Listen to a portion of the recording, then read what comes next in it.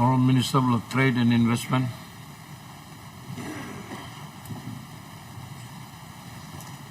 I thank you, Speaker, for giving me opportunity long debate local budget. Because me member belong the rural district, but me start one them how my district feels about the budget. Prime Minister, me must talk thank you to the Treasurer and our government team. Lord, decide him last year and this year for the first time in the history of this country to provide rural district 20 million in the budget. No got one block government work in the history of this country. I really appreciate this. And I'll explain why. Big play issue Blomiblo district is youth bulge. Free school fee bringing many more kids into school. Time will come to grade 12, what do we do with them? They are not skilled to go into the workforce or go into private business. We need to now start building TVET colleges in line with the medium-term development plan number 4. One black TVET college may cost at least 10 million. You cannot do it out of DSIP alone. It may be difficult. I'm confident that next year I will build my first TVET in my own district because of the budget. And I'm really grateful, Lord Isla.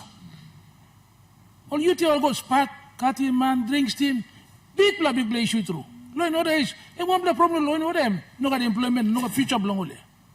So I'm really glad that our government is addressing this very critical issue, putting TVET and the start of funding through the budget process. So I'm really grateful as a member of a rural district, burdened with what to do with our young people. And big play issue through now. Now you've allowed us the funding to be able to start building TVET colleges to skill us. Even Australia too. Only not be similar. Land of picking fruit. They're looking for skilled workers where they will offer 4-year employment contracts. We need to compete with Vanuatu, Fiji, the island countries, and we can beat them if we provide skilled workforce. And many of our young people could be employed there. New Zealand too, one kind. So this is a very important intervention by government, and I'm extremely grateful. And I want to say thank you on behalf of my people of Yangon Social District for such an intervention. Now I want to come and talk about investment and trade, and also provide some answers to some of the comments made by the opposition. I want to remind our good former Prime Minister, Paga Hill was a project that his government then approved in 2018. I was in cabinet when we approved that. So I want to just remind him. The Marabe government only followed up and issued a license. And it was a good decision. I must commend you. Look at Toklo Disla. Paga Hill doesn't only have the construction of the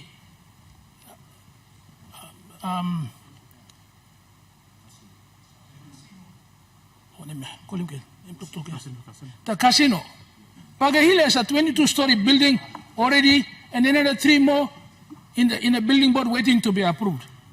By the time Paga Hill is finished, it's going to create 13,000 new jobs. 13,000. This is the most significant land in the whole city. And it has a plan, when developed, it will transform the landscape of this country. I'll just remind you and take you back to your memory lane.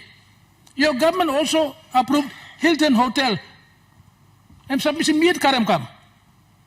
Today we have Hilton Hotel. You give him fiscal incentive, you give him state equity funding. Look at the benefit of Hilton Hotel now. Everybody is using it. It's one of the best decisions your government did then. One can use Paga Hill, yeah? So you should not come to the floor and start accusing this government. Then something you had working longer here. So let's be fair when we talk about politics. I mean, very unfair. Now you talk about incentives. The whole world is giving incentives. You go to Philippines, only a scheduled block incentive. Turkey, one kind. Indonesia, one kind. You cannot bring investors now in a country like this, which is least attractive, without incentives. You cannot. And by difficult, because you are competing with the rest of the world for the same investment. I must remind you of that. As Trade Minister, we are negotiating with them. We are always competing with other countries. I mean, issue no karam investor come. So when you talk about investments, you've got to think about what you're talking about. You will not attract them without incentives. I want to just make that statement on the floor of Parliament so you saw it. Now you will talk about foreign direct investments. I want to rebut that. Only this year we brought the world's biggest gold company to come and invest in Papua New Guinea, Newmont. What do you say about that? What do you say about that? Very soon we'll close the deal on Wafi-Gopu with the world's biggest mining company. So why you talk about no foreign investor come? We just saw, with negotiations led by the Prime Minister, we were able to get South China into Papua Mosby. They started last December with one flight. Today they are doing 3 flights a week. So many Chinese investors are coming in because of the connection done through the efforts of the Prime Minister, Governor of NCD, and everyone involved, including my ministry, to bring the flights here. Now, time you come, Japanese tourists come, you must have products for them. Casino is one product they like. Well, there's nothing wrong about a casino as long as we prevent Papua New Guineans who should not be there to go there, like you do in Singapore. We just got another Australian company will buy a boat out Hugo Canning. Now they're negotiating with us to go into chicken and cattle production in this country. China Bank is coming in now. They're in 60 countries. They just decided to come into PNG, and I'm hoping they'll get a license soon and provide more competition to the banking sector. They already have an office here. We had 2 new banks just open. West Bank has decided not to leave PNG. So no can talk about no investor come. Despite the difficult economic conditions, people are still coming. Last week, for the first time, I had a team from Ukraine, of all places, arriving on our shores, wanting to invest in Papua New Guinea. 15 investors from the US came to the office last week. Investment confidence is really starting to pick up. And I'm confident, once we do the deal on Wafi-Gopu, there'll be more and more investors coming. Tourist overflow. Now you talk only Mosby, you are wrong. Abai or Mosby, we've got an investor from Thailand going into Abao. We just have to get our act together and sort out land issues, and the biggest sugar company in Thailand will be into Abao. I'm in rural area, I'm in no city. Civic Plains, once we sort out land mobilization, you'll be surprised. It'll become the biggest oil palm growing area in the entire country. Prime Minister, I want to thank you for deciding to put 150 million, first time in the history of any government, for land mobilization alone in this budget. We can have all the land we want without land mobilization, giving title to the landowners. We ain't going to have any investors. This government must be commended for boldly putting 150 million. And I want to give the undertaking to this parliament, me by sleep it up, to make sure we get land so I can bring investors into this country. Without investors, the economy is not going to grow. I want to thank the Marape government for putting 150 million, first time in the history of this country, just on land mobilization to bring investors into special economic zones, mainly in the rural areas. This government must be commended. I also want to commend the government for putting 10 million specifically with the National Trade Office to begin the project to develop the single window system for trade facilitation in this country. Every other country you go, they have a single window system. What is a single window system? A system that you can go in on the online, apply for your export permit, pay your fees online, and do your export. Now here you must go and apply, manual forms, take you 3 weeks, 4 weeks, 1 month. Recently, I learned like Tarol of New Zealand. They were ringing my office every day. It took us 4 months just for them to get the export permit. Now they got export permits. We are now able to get our taro into New Zealand and Australia. But the manual system doesn't work. It takes forever. And public servants too.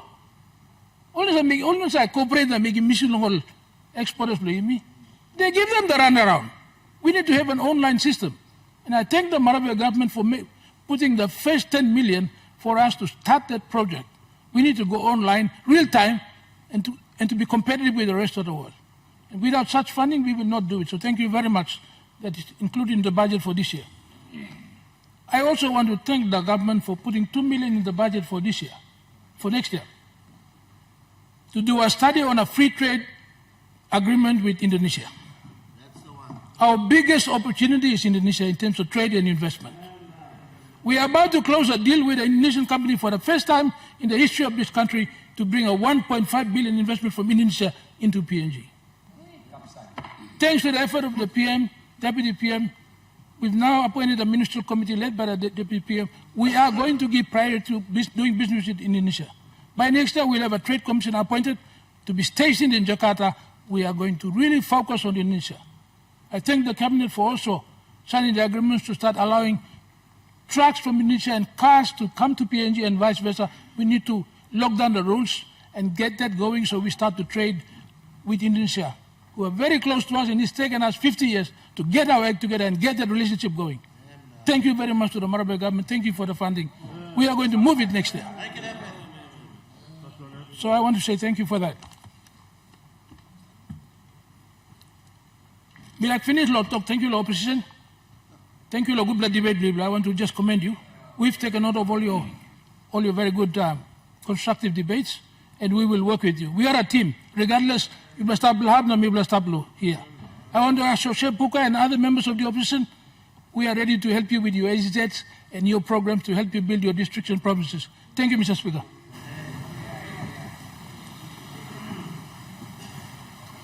The Honorable Police Minister. Thank you, Mr. Speaker. Me too, me like kisim this opportunity now long. Debate the click na give him support from me long. This la progressive budget. But before me make him debate from me, Speaker, me like acknowledge him government long Marape Rosso, long Bougainville, lo give him 37% increase, lo supporting Bokabat lo Bougainville. Me ask him tasol o leaders from me long Bougainville, long ensure him o sem yumi using money long help him develop him Bokabat lo yumi both long infrastructure na support him administration lo yumi. Speaker, before me go inside na give him support from me lo budget na bami highlight him tasol how important this la budget yumi position him long next year. Me look him because I me debate me look him good pla shadow treasurer blo yumi Honorable James Nomane long response belong me talk 5 years of missed opportunity.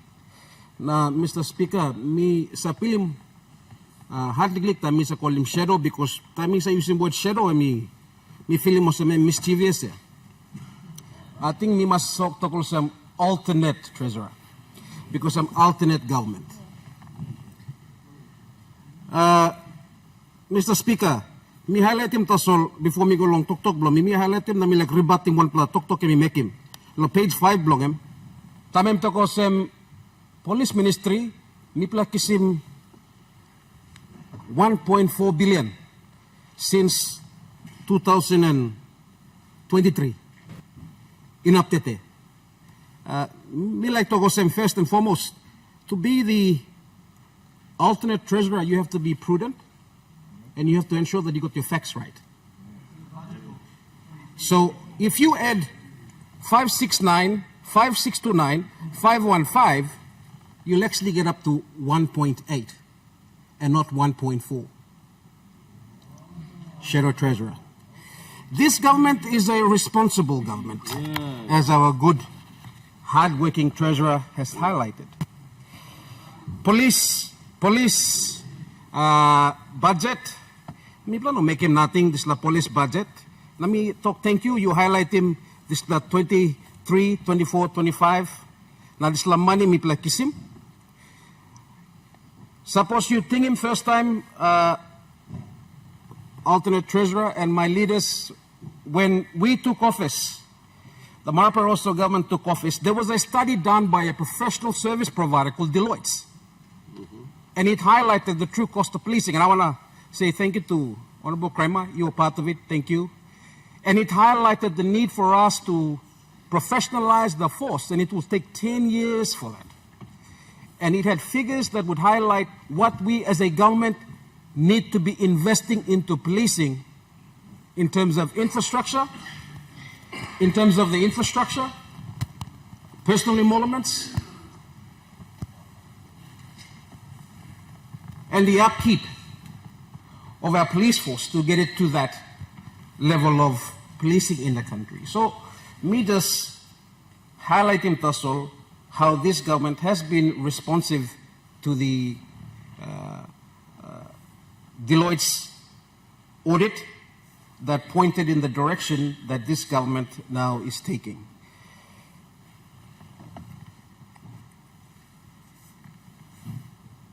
I must highlight, Mr. Speaker, the 1.4 billion, in actual fact is a 1.8 billion, the true cost of policing. We have a point of order. Honourable Minister, you got point of order. What is your point Mr. of order? Speaker, on my statement, I'm making reference to past budget totals, 2023 and 2024, of 515.8 million plus 629.8 million, which equates to 1.14 billion. I'm not talking about 2025 projected numbers. I'm talking about 2023 and 2024 budget appropriations, and the question is, if you've received this money, what have you done with it? And if you haven't received the money, why not? Thank you, Mr. Speaker. Honourable Minister of Police. Thank you, my alternate treasurer. As a layman, when you look through the budget, you'll pick up that that would be the total that you highlighted. And therefore, I've just highlighted what's on the paper. Mr. Speaker, Milak just Stockholm. This 2025 national budget, me welcome him. I commend our hard-working treasurer and the dedicating team that is behind him to putting this budget together. This is a good budget for improving law and order in our country. With the theme of securing PNG in the 2025 and beyond, this budget is effective and it's targeting where it's supposed to be, and it's protecting our communities from criminals, including domestic terrorists, transnational criminals. The Maraperosa government knows what is required to support Commissioner Manning in his plans to strengthen the force so as to make it more relevant to the law and order challenges of today. Mr. Speaker, this is a well-planned budget that has been developed through consultation between Treasurer, RPNGC, and the Office of the Minister of Police. And again, take into consideration the true cost of policing, which requires us to invest almost consistently for the next 10 years, 500 million. Overall, the increase in budget by 68.1 million kina from 629.8 million kina this year to a 69.7 million kina in 2025 is right for the time we're in. Mr. Speaker, the law and order landscape is changing and evolving, and we are dealing with evolving threats that were not of the same level in years of the past and the decades gone.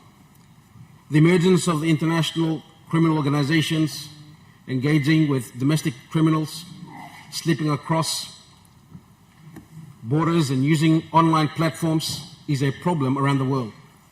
In PNG, this is leading to more crimes involving drugs and weapons, and that has a flow-on effect to other crimes. Mr. Speaker, we are meeting these threats head-on, but this is a war against crime, and we will take time. Under the leadership of Commissioner Manning, RPNGC personnel have the drive, dedication, and determination to win this war against crime. This budget is another step in the right direction. I will highlight a few key points that are significant in this budget, Mr. Speaker. The 2025 budget includes a 78 million kina increase in police force service from a 419.8 million kina to a 49.79 million kina. An important part of this personnel and training, this government is equipping our personnel with the capability and skills needed to effectively do their jobs. The strengthening of the RPNGC includes an increase in the police numbers and making sure we expand force size and is supported with the required resources. There is an additional 19.5 million kina allocated for Bomana Training College, or what we call the National Center of Excellence, as it is called. This is an increase from 17.5 million kina this year to 37 million kina in 2025. We will meet our target of 10,000 and in our ranks by 2030, and this is where the work is being done to achieve this goal. As part of this force development, we're also improving the skills and operational capabilities of police across the country. This is so they are up to date with latest policing techniques and aware of evolving criminal activities and tactics, particularly as this relates to drugs and smuggling of weapons. The overall police and administration budget has increased by 10.5 million kina, Assistant Deputy Speaker, from 54 million kina to a 6.5 million kina. This function is of great importance and is support of the operations of our frontline police so they can be effective in detecting and preventing crime. This includes the allocation and the maintenance of police vehicles and other assets, and the provision of other materials and equipment required by the constabulary. The support service for logistics budget has increased by 18 million kina from 82.7 million kina in 2024 to a staggering 107 million kina next year. This is for the provision of other operational goods and services needed by the force. An important part of this is transport that is essential for effective policing operations. The transport budget has increased by 9 million kina. Funding for the direct programs for prevention and detection of crime operations has increased by 29.5 million kina from 254.5 million kina to a 284 million kina. This is the sharp end of police work to protect lives and property and maintain the internal security of our nation.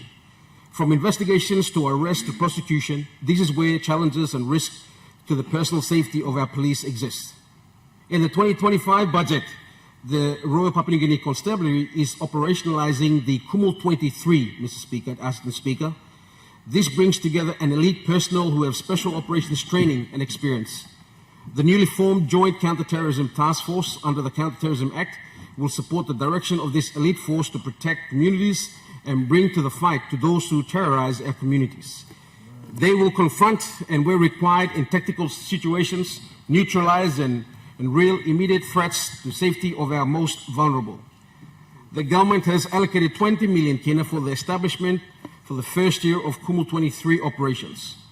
One more notable increase in the budget I will mention is the security support for special events.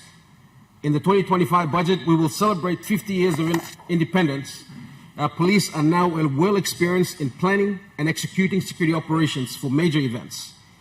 And we will ensure the 50th anniversary events are safe for our people and our dignitaries who will attend. An additional 10 million kina has been allocated for safety and security at these events in 2025. The allocated capital budget is 200 million kina, is also very needed so that police buildings can be constructed and renovated, as well as for appropriate vehicles and equipment used for patrols and special operations can be purchased. Assistant Speaker, importantly, the increased funding for RPNGC is to be used around the country, not just urban areas, but it will be utilized in remote and rural areas where more effective policing is required. Assistant Speaker, with the unanimous passing of the bill for the Counter-Terrorism Act, and I want to appreciate all my members, both sides, for supporting this bill, by the Parliament last week, this funding will further be utilized to meet this emerging challenge that is threatening the lives of many. Mr. Assistant Speaker, the achievements in 2024, I just wanted to highlight. There are a number of reforms and developments that have taken place over the past year under the 2024 budget that should be mentioned.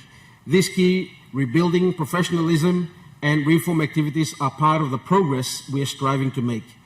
These initiatives and programs are the backbone of ensuring our frontline policing are able to get on with their jobs at hand with resources and backing them what they require. In the RPNGC Recruit Training Program, following the recommendation of the recruitment program in 2023, the RPNGC is on track to graduate 700 new constables by June 2025. The Officer Cadet Program is moving forward, working with key development partners, including the Australian Federal Police. 63 officers have undergone professional training. This has included placements in Australia, in Cairns, and in Townsville, and further training in Sydney. The next tranche of 60 cadets are scheduled to be undertaken in 2025. The Police Reserve Program is a collaboration between provincial administration in bringing new personnel. A minimum of 100 new police reserves positions have been created and are being filled in every province. With the rapid growth and training of reserve branch of constabulary, the RPNGC is well on track to have a functional operational capacity of 10,000 members, a combination of regular and reserve personnel by 2025. The Tourist Police Initiative is commencing in East New Britain. The rollout is specifically trained tourist police unit of reserve constabulary will deliver targeted community policing outcomes in the support of the tourism industry. This initiative supports the development of this key economic driver in a sustainable and community-oriented manner. The RPNGC is engaging and swearing in foreign police personnel into our ranks. A competitive recruitment campaign has concluded, resulting in selection of first 5 executive directors from the Commonwealth countries. Subject to NEC endorsement, these experienced professionals are in process of being offered positions and being brought forward on board. The RPNGC digitalization initiative is underway with large parts which are already completed.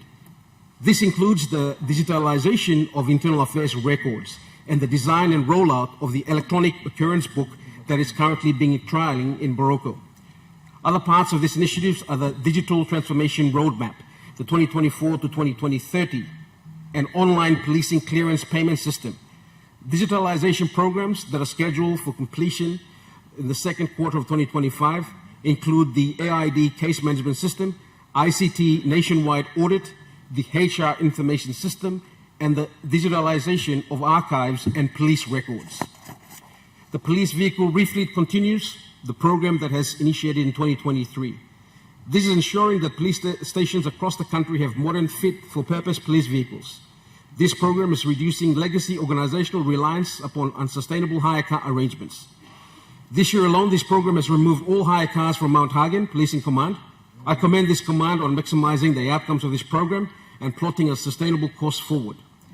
In first quarter of 2025, the RPNGC will further the Kina for Kina vehicle procurement initiative to improve the ability of elected leaders to work collaboratively with the RPNGC.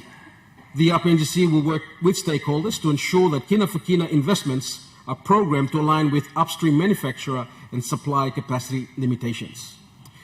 Mr. Speaker, in conclusion, I will say again, this is a good budget, a responsible budget, for improving the safety and security of our people in Papua New Guinea. I congratulate the Treasurer, Inling Starkey, and the leadership of our Prime Minister and our Deputy Prime Minister in developing this budget.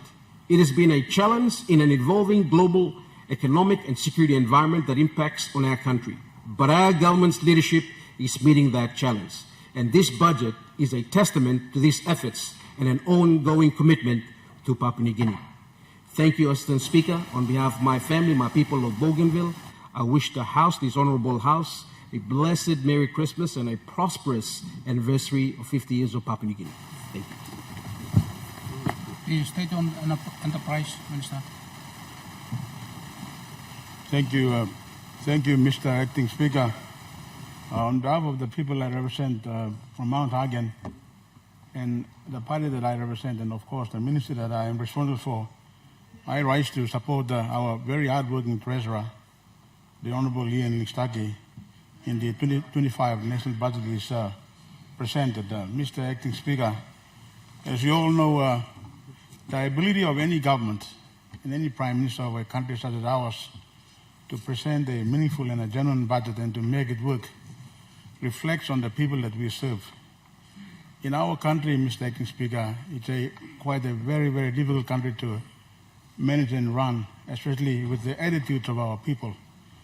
Our people, compared to others in the region, Mr. Acting Speaker, have a tendency to resort to violence, are very impatient, very lazy, generally, and do not seem to reason.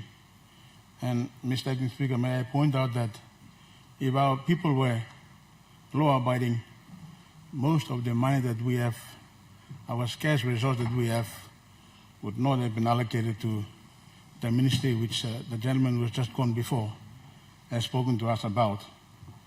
That is to say that when we have a complicated society like that, and I have served in served under 3 different prime ministers. And I feel that I can say this, and that is that it is a very difficult country to run, Mr. Acting Speaker. People do talk about the manifesto of our Prime Minister, the Honorable James Marape. Yes, like all of us, we do have our own manifestos. But this is a manifesto prepared by someone who I sincerely believe still has a genuine heart inside him. Someone who meant the best for his people, who had good, solid dreams. But as I said earlier, when you have a country like that, you have those challenges, and it can be quite difficult even for a prime minister of a country to be able to deliver on some of the dreams. Even delivering at least 3 or 4, at least still forms a foundation for someone like him to continue to lead our country. I had the honor of serving under the founding father of our country, the late Grand Chief Sir Michael Murray. I also had the honor and privilege of serving under the former Prime Minister and current member for Yalvi Pange, the Honorable Peter O'Neill. And now I also have the honor and privilege of serving under the 3 gentlemen, the current Prime Minister, and I can say that each of those, in their own ways, meant well in what they thought about doing for this country. And I find no fault in the way they were able to deliver, but in the case of the current Prime Minister that we all serve, I can quite confidently say that he is a genuine man. He means well for our people. And of course, I didn't hear our hardworking treasurer guarantee or tell others that he would deliver the perfect budget. No one delivers a perfect budget in this world. Acting Speaker, I can say that this government, since it took office in 2019, has delivered on balance where it mattered the most. If I am allowed, I can point out certain groundbreaking programs the government initiated. The first one related to the allocation of 200 million kina every year for our SMEs. Critics can come up with all sorts of excuses, but to a certain extent, it is working. You can only, with the benefit of the hindsight, say whether it has been working or not. And I can say from where I sit, it has been working. And it will take another couple of years for us to see the actual benefit of that investment that we have made under this government. The issue of Bougainville, Mr. Acting Speaker, is an issue that will never go away. But this government, under the leadership of our Prime Minister, has been genuine in dealing with the problems. And practical solutions have been reached in many areas which were never reached before. And as we all know, we have the issue of referendum before us, and I'm sure with the continued leadership by our Prime Minister, we will eventually reach an amicable solution of this long outstanding dispute, Mr. Acting Speaker. The Connect PNG is not only to do with roads, as we all heard from other speakers. Yes, we do have critics, Mr. Acting Speaker, but this is a country which has its own geographical challenges. And Papua New Guinea happens to be one of the few countries in the world where its capital city is not connected through many other centers, and it continues to remain so. And despite the critics, we must continue to invest. And I commend our Prime Minister and our hardworking Works Minister for ensuring that we continue to deliver where we can, depending upon the financial resource envelope that we have. And the same goes for Connect PNG in the airways and, of course, maritime. And I think, Mr. Speaker, that we are doing very, very well. Mr. Acting Speaker, our government has also been able to create new electorates. It heard the cries of the people who were not effectively represented in this parliament, and it heard the cries and it created new electorates. Despite the financing challenges we have, our people have at least been able to have their voices heard in this parliament. And of course, the creation of the new ministries, never been done before. We keep hearing about Papua New Guinea being an agriculture-based country. And our Prime Minister, of course, ticked the boxes in the right place and created the very important ministries of coffee, livestock, and oil palm. We hear a lot of stories about green revolution, and we hear people telling us that our future is in agriculture and that our people are gifted and natural farmers. Well, those are the areas which this government is supporting. Although we do have financing challenges, those were steps in the right direction. It has paved the way for the development of agriculture sector into the long term. Only time will tell, and I think that by providing the basic framework and allocating money, even if it's not in hundreds of millions, we are on the right track. Mr. Acting Speaker, we also heard our police minister tell us about the investment. This has been ongoing. We've all recognized that law and order is something that we have to deal with. And this government has been continually making substantial investments in the law and order sector. The net result of this investment and the hard work that our minister is putting into will only be known and felt in the coming years. Mr. Acting Speaker, another significant achievement also this government has been able to achieve is the increased funding to the judiciary and the creation of a new high court. We keep hearing about the backlog of cases. So many of our people having to wait for years and years to see justice being served. Now in this government, we've been able to at least do our part by establishing the creation of a new court system.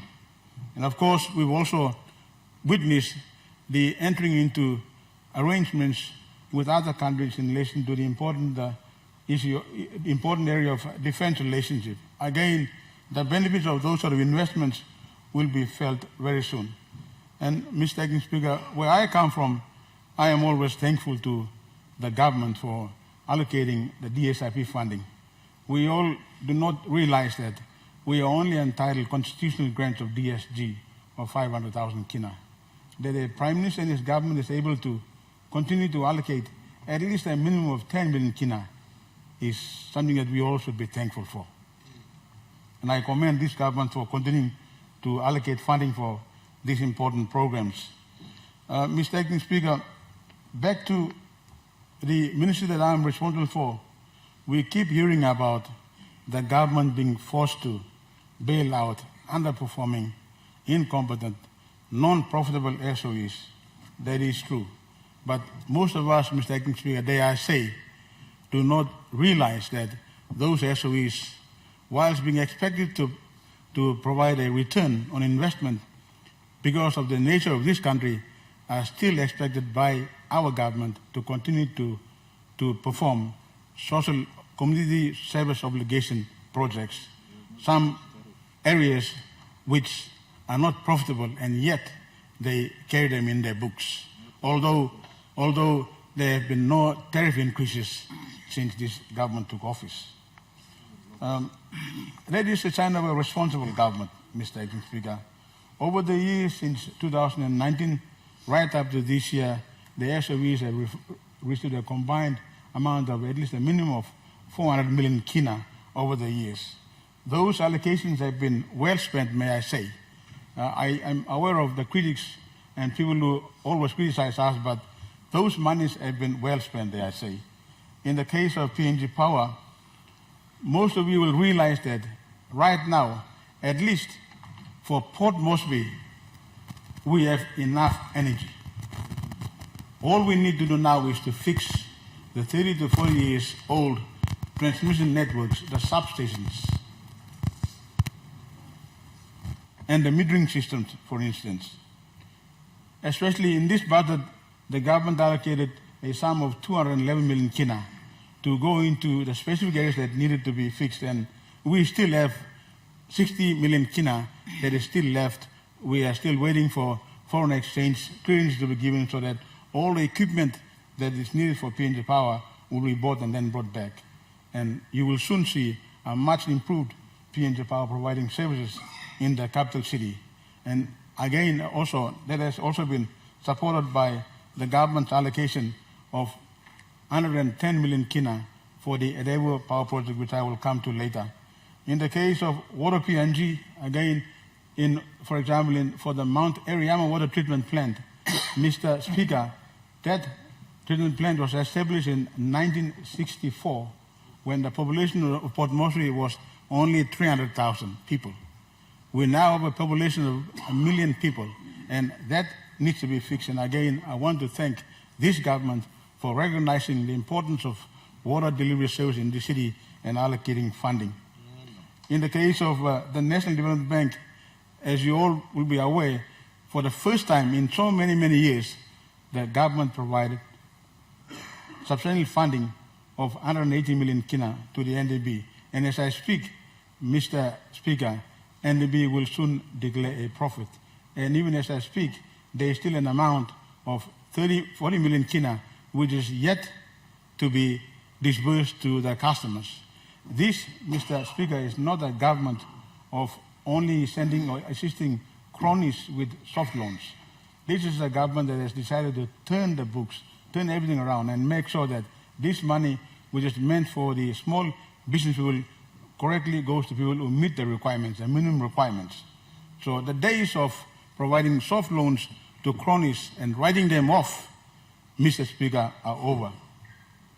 Mr. Speaker, in the case of agriculture, Kumul Agriculture has also been receiving funds. Investments were made in Central Dairy. Unfortunately, the management has not performed as expected. Investments were made in CIPIC. Investments will be made where necessary. So this government also recognizes the importance of agriculture.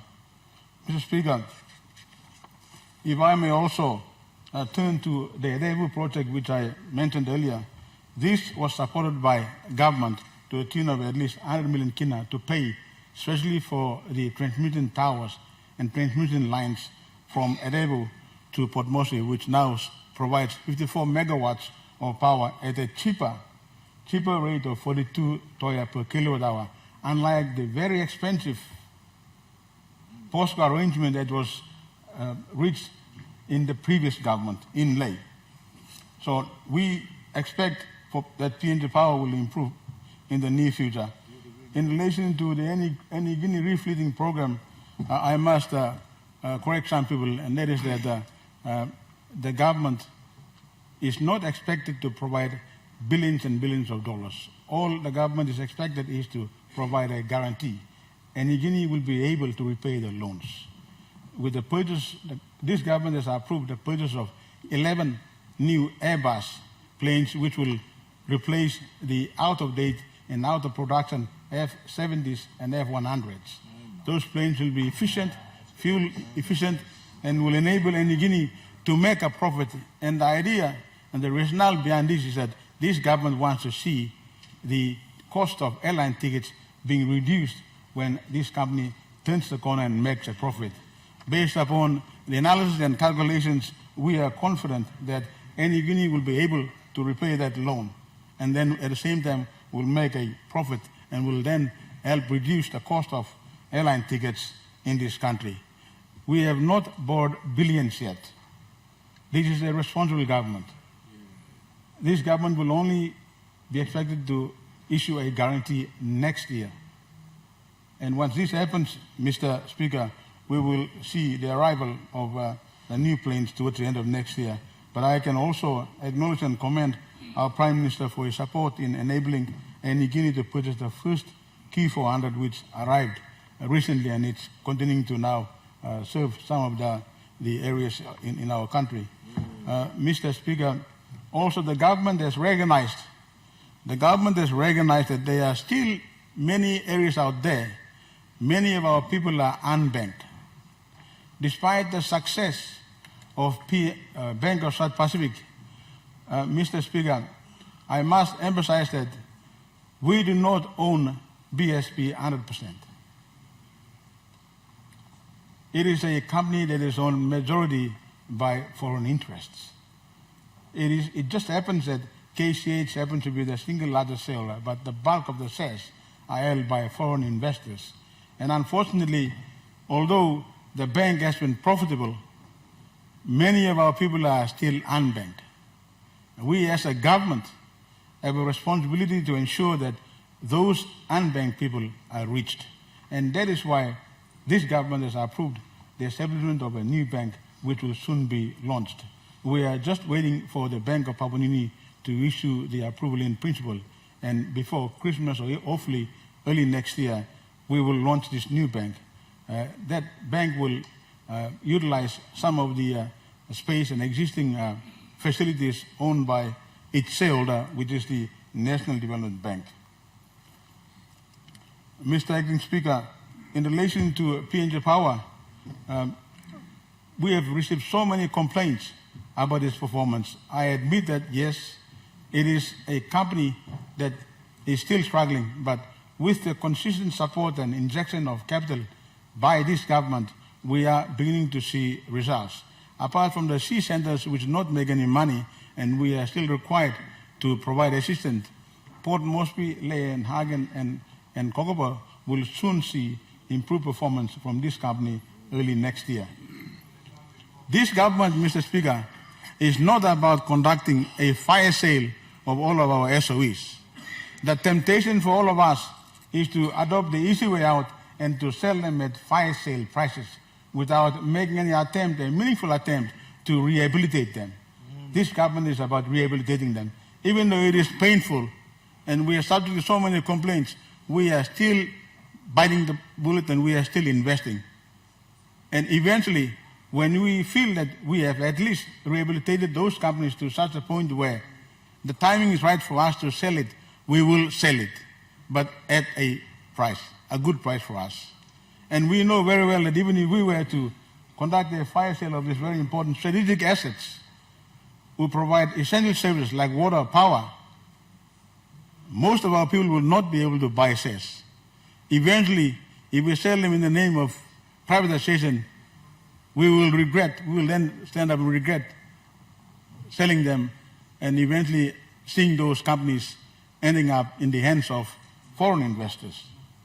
Do we go down that path, or do we follow the model of Singapore?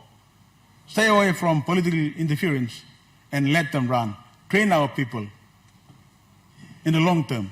Those are the challenges that are facing us, but I can commend, and I must say I am privileged to be able to receive the never-ending understanding and support of our government led by our Prime Minister. Mr. Speaker, I think this is a fair and balanced budget, despite what others may say. This budget demonstrates the government's prudent planning and strategic priorities, such as measures to alleviate the cost of living pressures, as we heard from our treasurer when he gave his speech, and investments correctly in the correct areas like law and order, education, and so forth, and dare I say, in the SOEs. And I have noticed that, Mr. Speaker, this budget is within the legally allowed debt to GDP ratio of 50.5%. And if we pass this budget, it will go down to 40.5%. Well, 47.5%. Where else would you find in a country which continues to have this kind of challenges and yet is able to stay within the confined debt to GDP ratio? Well, only this government. Mr. Speaker, before I end, I support this budget on behalf of my people, and I want to once again thank the Prime Minister, the Deputy Prime Minister, and the Treasurer for supporting myself in this ministry, and of course working together to deliver the people's budget.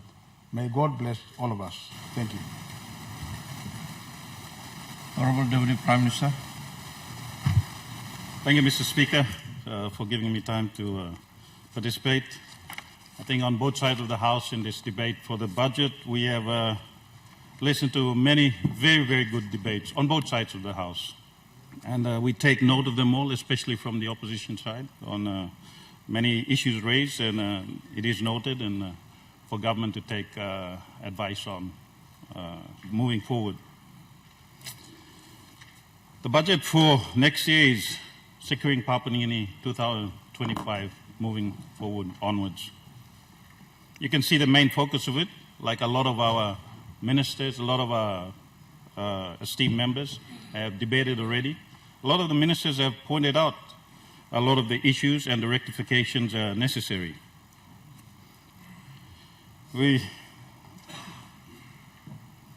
look at the challenges that the Treasury has gone through, Mr. Speaker, in trying to put the budget together, it is a huge challenge.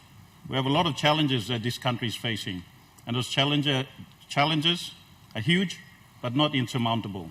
We just have to do it right. Mr. Speaker, we had a request of nearly 22 billion. We had a request of nearly 22 billion for the PIP budget.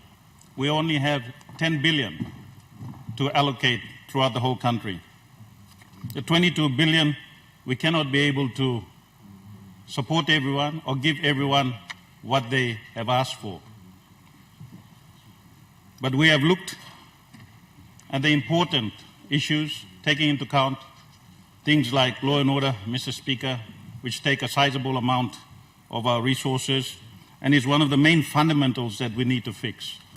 The challenges, Mr. Speaker, that we face not only lies in law and order for our country to move forward, lies in fixing our power, fixing Any Guinea, as a good SOA minister pointed out, fixing our communication, connecting our roads and rural people, improving on agriculture, improving on education, improving on health for our people, and the biggest one, increasing and ensuring that law and order is looked after. Mr. Speaker, when you look at all these challenges, those are the problems we have to surmount. But what has government done in this budget? When you look at it, Mr. Speaker, in rural areas, for all our districts, we have 1.92 billion that we have circulated in our rural districts. Mr. Speaker, we also have the challenges for how to fix our health. Mr. Speaker, for our health, we have increased the funding of 2.860 million for healthcare infrastructure and services, an increase of 13.1%, Mr. Speaker. For education, we have increased funding support by 11.6%, Mr. Speaker, supporting our children with tuition-free subsidies and support to education. Mr. Speaker,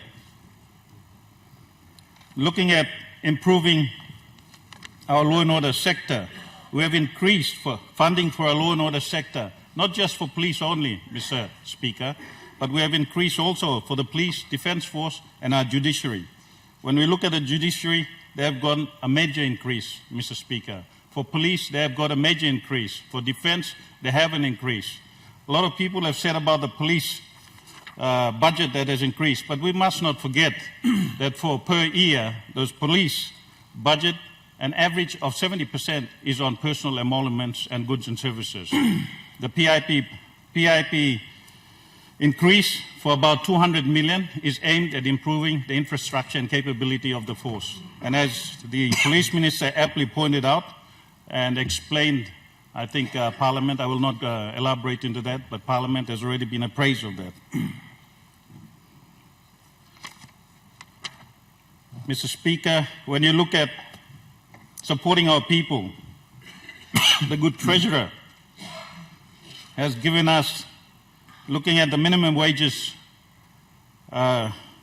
taxes, our good treasurer and this government has given 20,000 a threshold tax for all our people, especially the lower hit ones.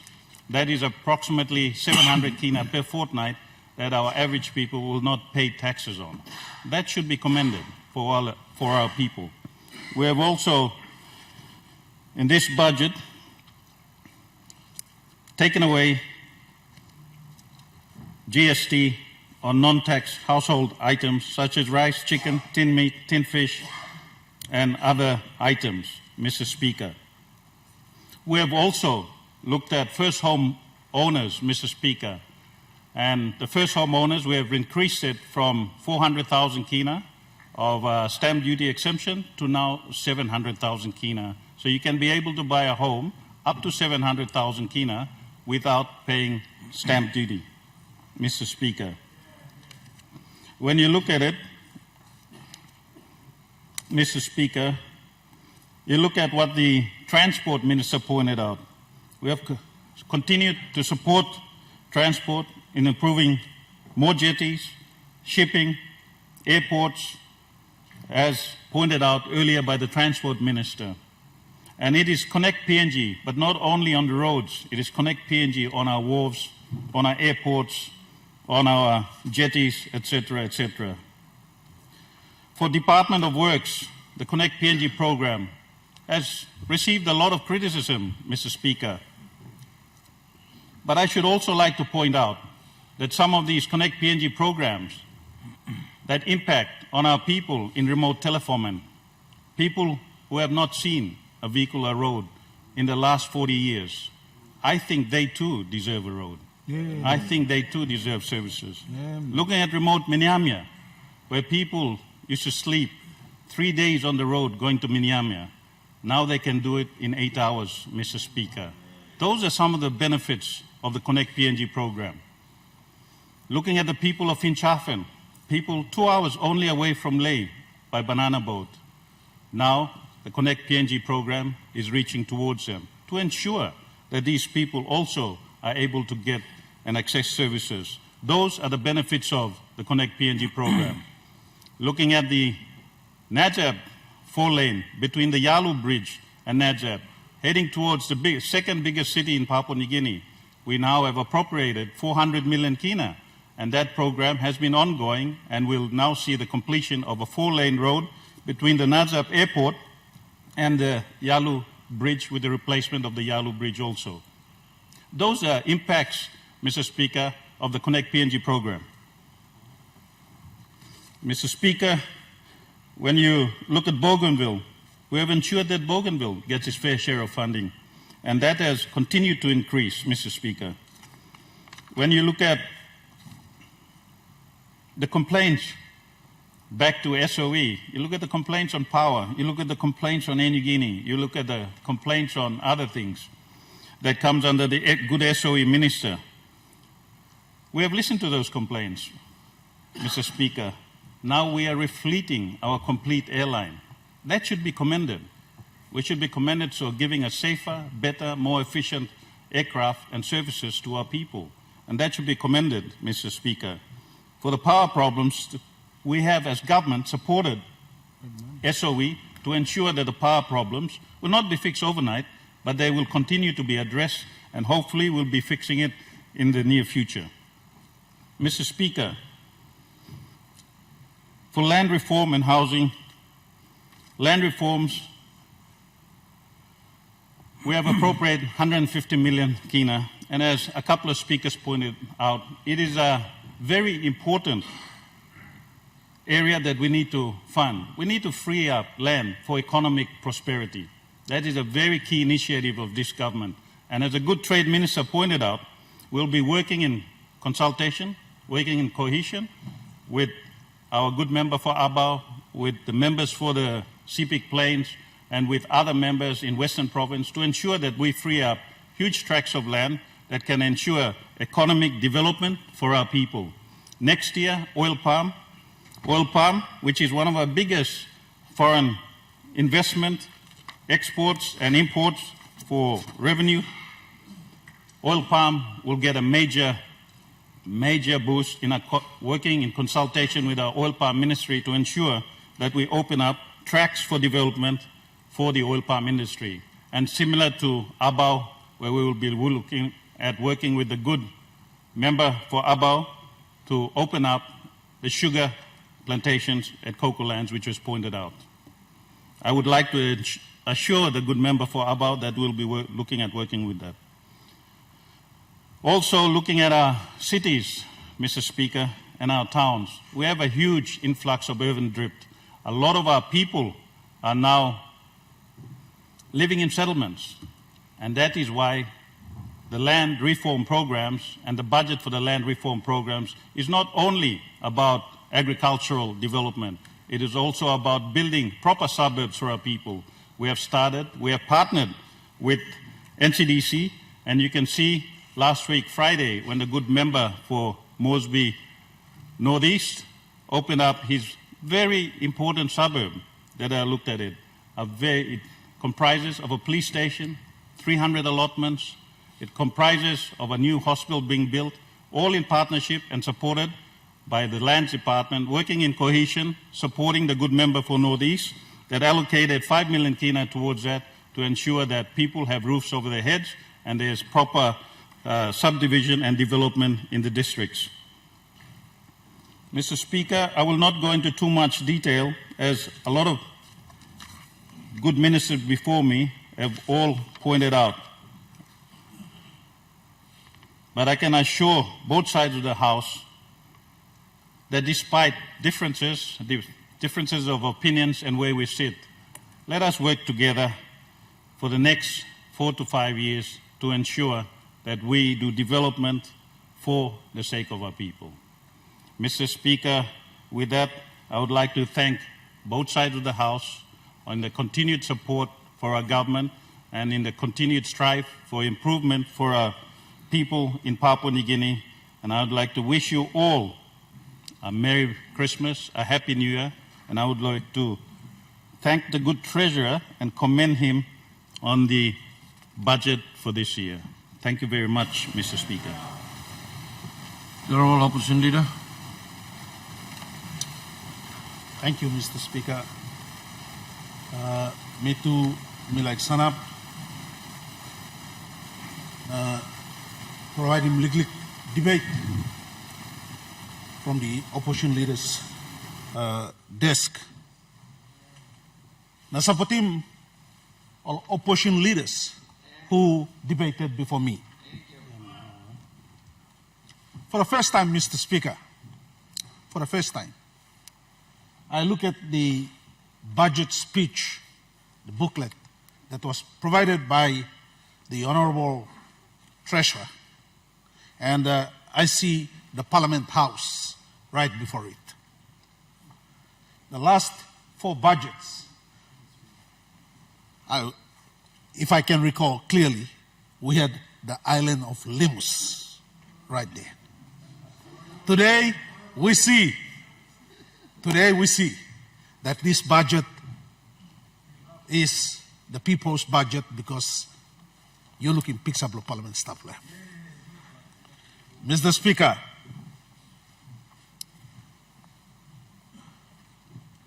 me like talk hamamas, also you pla kisim budget kam lo you me discuss him, na you pla ino bulldoze na losing me pla without any response. Mr. Speaker, let me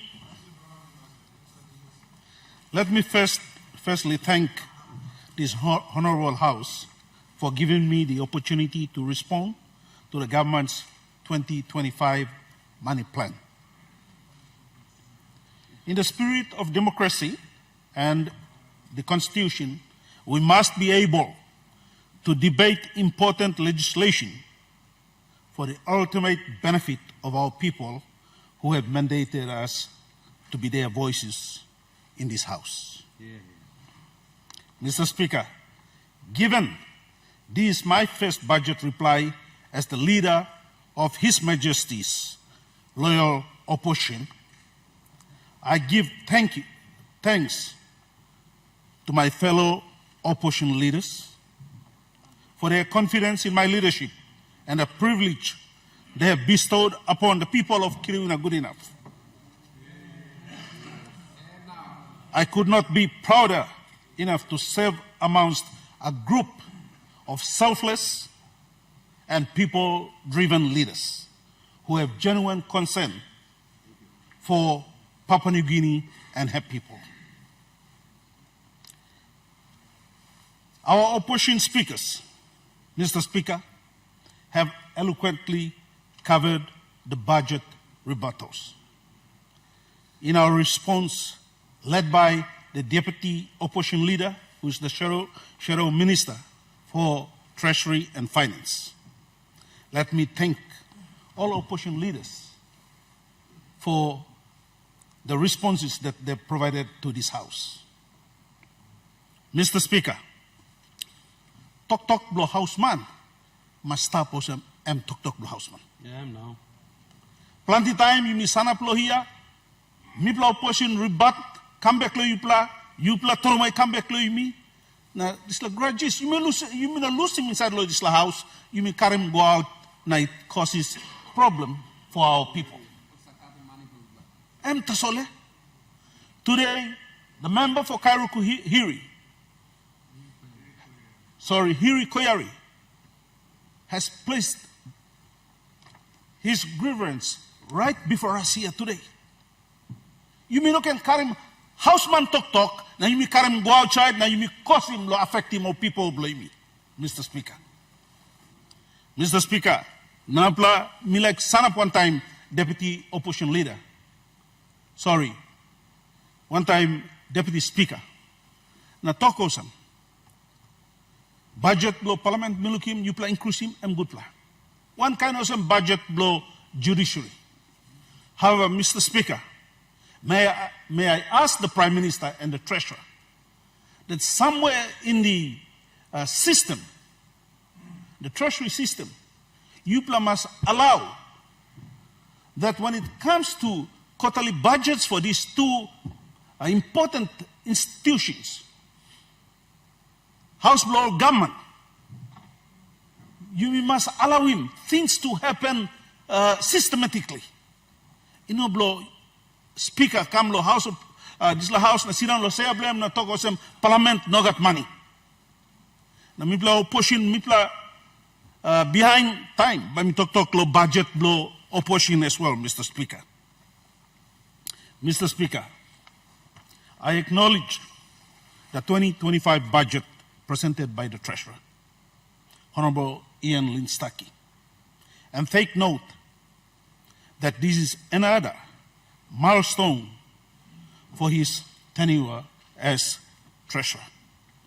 Unfortunately, Mr. Speaker, after last week's debacle with another delayed budget, one would imagine that after 6 years serving as Treasurer, the good member for KVN would be better at managing the country's finances.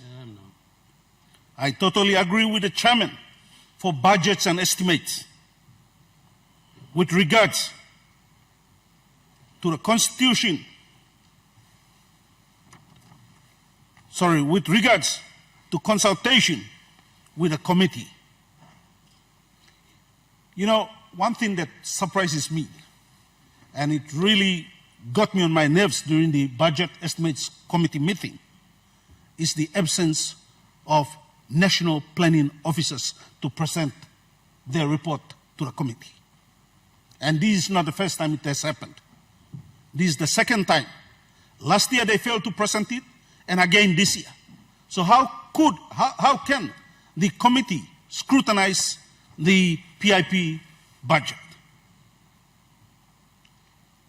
Mr. Speaker, the theme for next year's budget is securing Papua New Guinea in 2025 and beyond. And this year's was secure PNG. There seems to be a lot of securing by a very, very insecure government. And while the good Treasurer continues his usual obsession with the other guy and gave the opposition a few honorable mentions, the fact is the downturn of the economy can only be blamed on the Honorable Treasurer, Honorable Ian Linstaki's management of the economy. After 6 hard years under the Marape Rosso government and many instances of denial, the Treasurer has finally considered that times are indeed tough. A contrast to when he brushed aside the reality of our people's suffering. Remember last year? Gentlemen, leaders, remember last year in his budget speech? He said, and I quote, "Who is suffering?" You blame him. He said, "Who is suffering?" It is good to see you have finally woken up to the hard reality faced by our struggling people, Mr. Treasurer. Admit it. That's what That's what the struggling people of Papua New Guinea want to hear, that you have at last come to your sense to admit it. The 2025 budget was supposed to be an important budget, Mr. Speaker. A budget that will cater for the country's 50th independence anniversary. A budget that would implement the strides our country have made since 1975. And a budget that will provide a positive path for our country in the next 50 years. Disappointingly,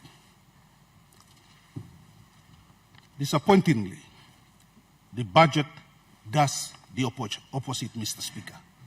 This budget gives more false hope to our people. It gives more promises. It gives very little assurance that our country is in good hands. With too many projections that may or may not achieve the desired purposes, Mr. Speaker. The Treasurer gives competing deadlines to when times will get better. He says by 2027 we should be able to achieve a surplus budget, yet says a few pages later that it will take until 2029 to go back to the times of 2012. The Treasurer also wants us to believe those record budgets will translate into positive growth, Mr. Speaker. But one record we are still waiting for is record accountability and audits to prove they know how to spend the people's money appropriately. In its purest form, Mr. Speaker, the national budget is a contract. It is contract the Parliament and, more importantly, the government makes with the people of this country to promise they will use taxpayers' funds prudently, responsibly, and wisely, Mr. Speaker. A contract that promises to spend more money, spend money for the benefit of our people today, tomorrow, and the years to come, Mr. Speaker.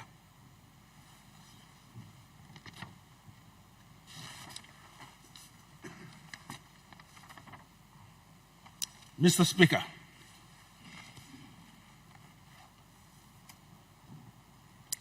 Papua New Guinea, though a relatively small island nation by global standard, is incredibly rich in natural resources. It is home to vast resources of gold, copper, oil, natural gas, timber, and fertile land, along with a vibrant culture that makes it unique in the Pacific region. These resources, if managed responsibly and effectively, have the potential to transform Papua New Guinea into a thriving and a developed nation, providing prosperity and opportunity for our people. Mr. Speaker, it is important that this House, by all means, take every step possible to protect our resources. Number two, must take all necessary steps to make certain that our people are united, live in peace and harmony. We must at all costs promote, Mr. Speaker, good governance and good administration to attract investors into this country. And today I hear Minister Richard Maru speak on that. And true, investors might come. That's what supposed you know. We don't fix our house, our in-house issues. How do we expect more investors to come into this country? Mr. Speaker, it is my strong belief that this contract has been broken repeatedly. The budget which is a contract by law, is repeatedly broken in the last 6 years. We see public funds going to build the empires of close associates. We see public funds being selectively warranted. We see public funds being used to secure government in vote of no confidence. Perhaps this is what? Perhaps this is what the treasurer meant when he used the term secure. Mr. Speaker, let me give you some more records this budget has provided. Ultimately, this is why we are experiencing tough times. Record borrowings, record promises, record hardships. Remember, short-term gain, short-term pain for long-term money. Gain. The people and workers of Pogera certainly do. While on the topic of promises, another promise by the government that there will be no more GST on essential household goods. It is not new, Mr. Treasurer. It is not new. You got point of order. What's your point of order? Point of order. Minister? Consecutively, Mr. Speaker, consecutively, the Opposition Leader said, Mr. President, can he speak straight to the chair? Thank you. Mr. Speaker, thank you. I think he forgets that I keep on saying Mr. Speaker.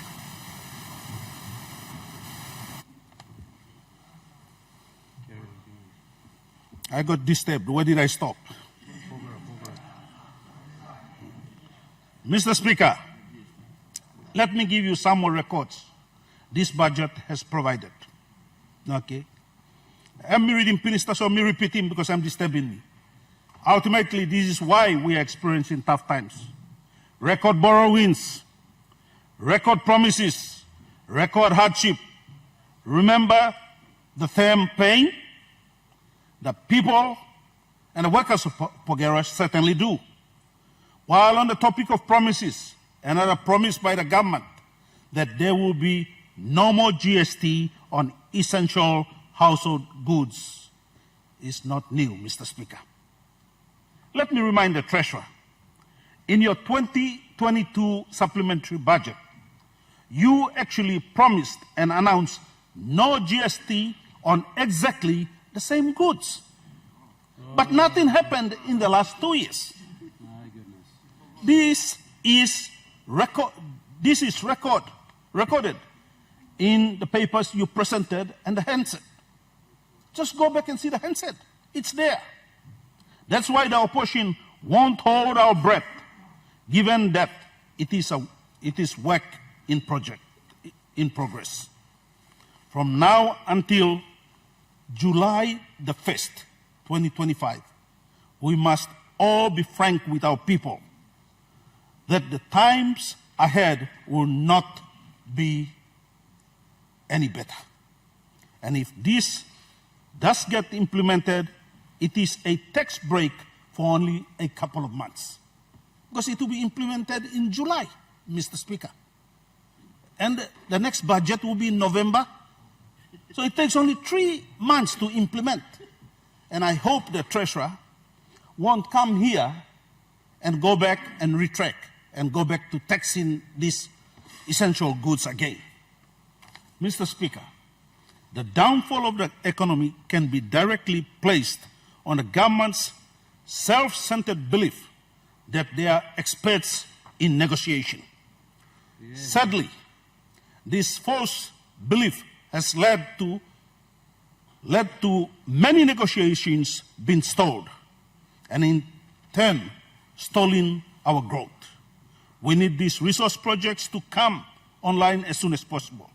Instead of paying expensive consultancy fees for super consultants to fly around the world to dot the I's and the T's. Grand project announcements that have been made on this floor are unheard of anymore. Wafi Gopu and PNG LNG are case in point. I noticed the Treasurer put very little emphasis to these projects in his speech. No. Perhaps because he knows it may still be miles away from adhesion. Let's hope that the conference in Sydney bears some fruit, and it's not just another excuse to mix and mingle with same old faces. Mr. Speaker, let me give you some more records yet again. The government's big announcement from the budget is the big allocation towards law and justice sector, and rightly so. The government is now attempting to fix a problem they let worsen under their watch. It was under this government's watch that we have seen record massacres, record tribal fights, record kidnapping, record ransom payments, and record destructions. More records for you, Mr. Treasurer? Please, seriously, fix the law and order issues in the country. It has affected our mothers, our sisters, our daughters, to the point where they are no longer safe, even on the streets of Port Moresby. Mr. Speaker, let the records that are supposed to matter be spoken about, like the 1 million jobs by 2027. Improving living standards have seen very little development in this employment and the improvement in living standards. Mr. Speaker has announced some 210 million. Mr. Speaker, the Treasurer has announced some 210 million relief package for our people. And yet our people have seen very little of that. Who has benefited from that? This funding must also serve the welfare of our hard-working police officers. The Commission of Inquiry into the events of January 10, the Black Wednesday we call it, has so far exposed systematic flaws in the constabulary and the neglect to its administration and accountability. These funds must fix the flaws. These flaws, not worsen them. And contrary to the government's baseless and reckless claims, the cause of January 10 was not by the opposition, Mr. Speaker, but because of the bureaucratic failures at the Finance Department that you, Mr. Treasurer, and your ministers would have fixed. Mr. Speaker, the sad irony is that you are funding Opposition leader, time belum talk finish for the budget. I am looking at my time and I still have another 2 more minutes. Mr. Speaker, I wish you could give me the opportunity to conclude. But let me conclude by putting some district issues before you. I've heard everybody speak about their district issues. And let me put it, Mr. Speaker, 2 years ago, I spoke directly to the Prime Minister. I spoke about DSG that belongs to Milne Bay Province. In 2023, Milne Bay Province, 4 districts, and the 2 districts of Oro Province were moved and directed to Gulf Province, Kerema, for that matter. And to date, I am yet to receive any answer about the DSGs being moved from our province to Kerema Open. Mr. Speaker, my people need their funds. We have been hit by natural disaster, and today as I address this House, my people are still suffering due to continuous rain in the district. Let me finish by putting this to you, Mr. Speaker. commodity prices are looking very good in terms of cocoa. Mr. Speaker, the island of Goodenough, very recently, about 2 months ago, was awarded the gold for being the best in cocoa. So as you know, Harim talking to me now. The small island of Goodenough Island, with less than 30,000 people, are winning the gold award of Papua New Guinea. And Mr. Speaker, that is because we invested in cocoa since 2012. People are putting ferment trees, and government must be serious now putting money go inside or liquid economies or some liquid Goodenough Island in the Kiruna Goodenough district. Yes. For the first time this year, Goodenough was able to export 60 tons of cocoa at a value of under 6 million kina. So as government is serious, now putting money go inside the liquid economies right throughout the country and create 100 economies. Mr. Speaker, 6 million kina from a little economy in Kiruna Goodenough on the island of Goodenough, translating that into hundreds of small economies right throughout Papua New Guinea. You can stop lo digging all ground blowing lo kissing all resource come out lo fund him economy blowing. And Mr. Speaker, I put this because government, you have to be serious with investment in agriculture. You must be serious na give him license for beach dima go back to all districts in aplo give him all napla investors come inside. So let me finish here, Mr. Speaker, by saying this. Me like wishing you all geta on behalf of the opposition, wishing you Merry Christmas and Happy New Year. Now you may all get a sabe, also the struggles of this country are real. Now you may go back and support more people, especially our parents, so that they can return their children back to school and for them to enjoy a good, prosperous and good new year. May God continue to bless Papua New Guinea and bless the people that He so loved, the people of Papua New Guinea, for the world to know that there is a country. There are leaders in this country that love their people. God bless you. Leader of Government Business.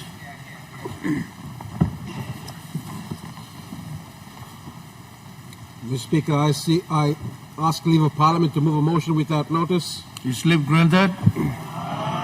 Leave granted, Leader of Government Business. Mr. Speaker, I move that so much of the standing orders be suspended as would prevent A, Parliament sitting beyond 8 o'clock p.m. this day, and B, Parliament adjourning on a motion to be moved by Minister at any time. The question is that the motion be agreed to. Those in favor say aye. Aye. Those against say no. The ayes have it. Mr. Prime Minister. Thank you, Mr. Speaker. First of all, thank you, Lord leaders. Jimmy, stop. For morning, come in that long. Now we go close to 8 o'clock. Me also looks out along all members of the opposition, led by the opposition leader, Emiet, as well as the deputy opposition leader, Saido Treasurer, long strong la talk. I mean a wrong la talk, as well as all the members of the opposition. I said, listen to all that was debated, and in the House of Democracy, the opposition needs to function to ensure government is doing the right thing. So I want to place on record our sincerest appreciation for those words that has come, and especially when you sit also right through. I pay respect to those of you who speak and you sit right through. Those who speak and we hear them and they run off, they're not fit to be in this place. So you sit right through. You sit right through. Listen. You sit right through.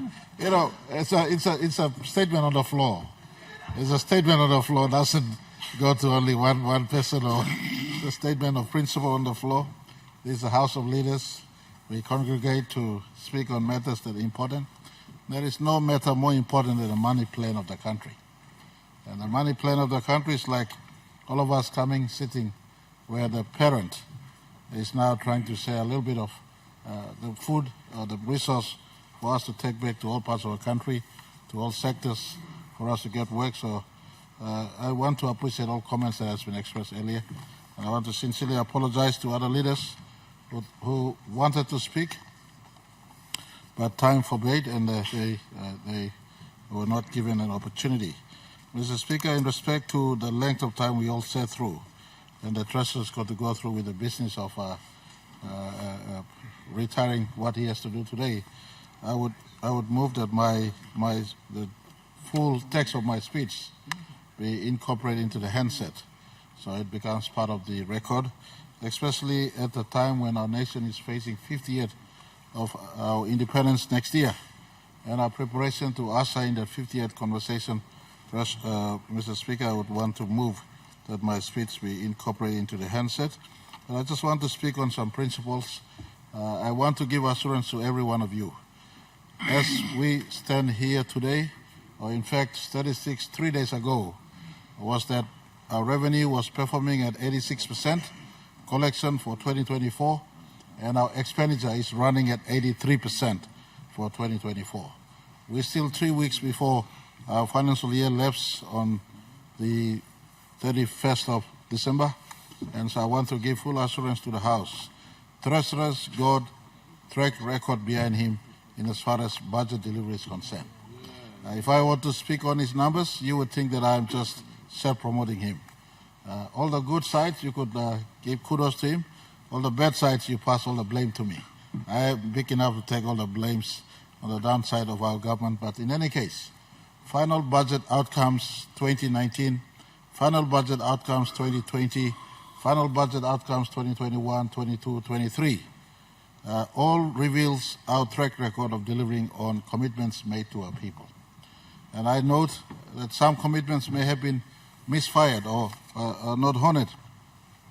All leaders on both sides are fully entitled to raise with the Treasurer, the Planning Minister, the Finance Minister, sector ministers, as to what is lacking behind.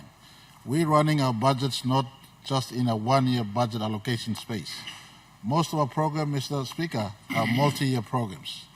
Multi-year programs that it's got 5-year life to it. In fact, this term now, starting 2023, we're running it synchronized with the expectations of Medium-Term Development Plan 4. So programs are running.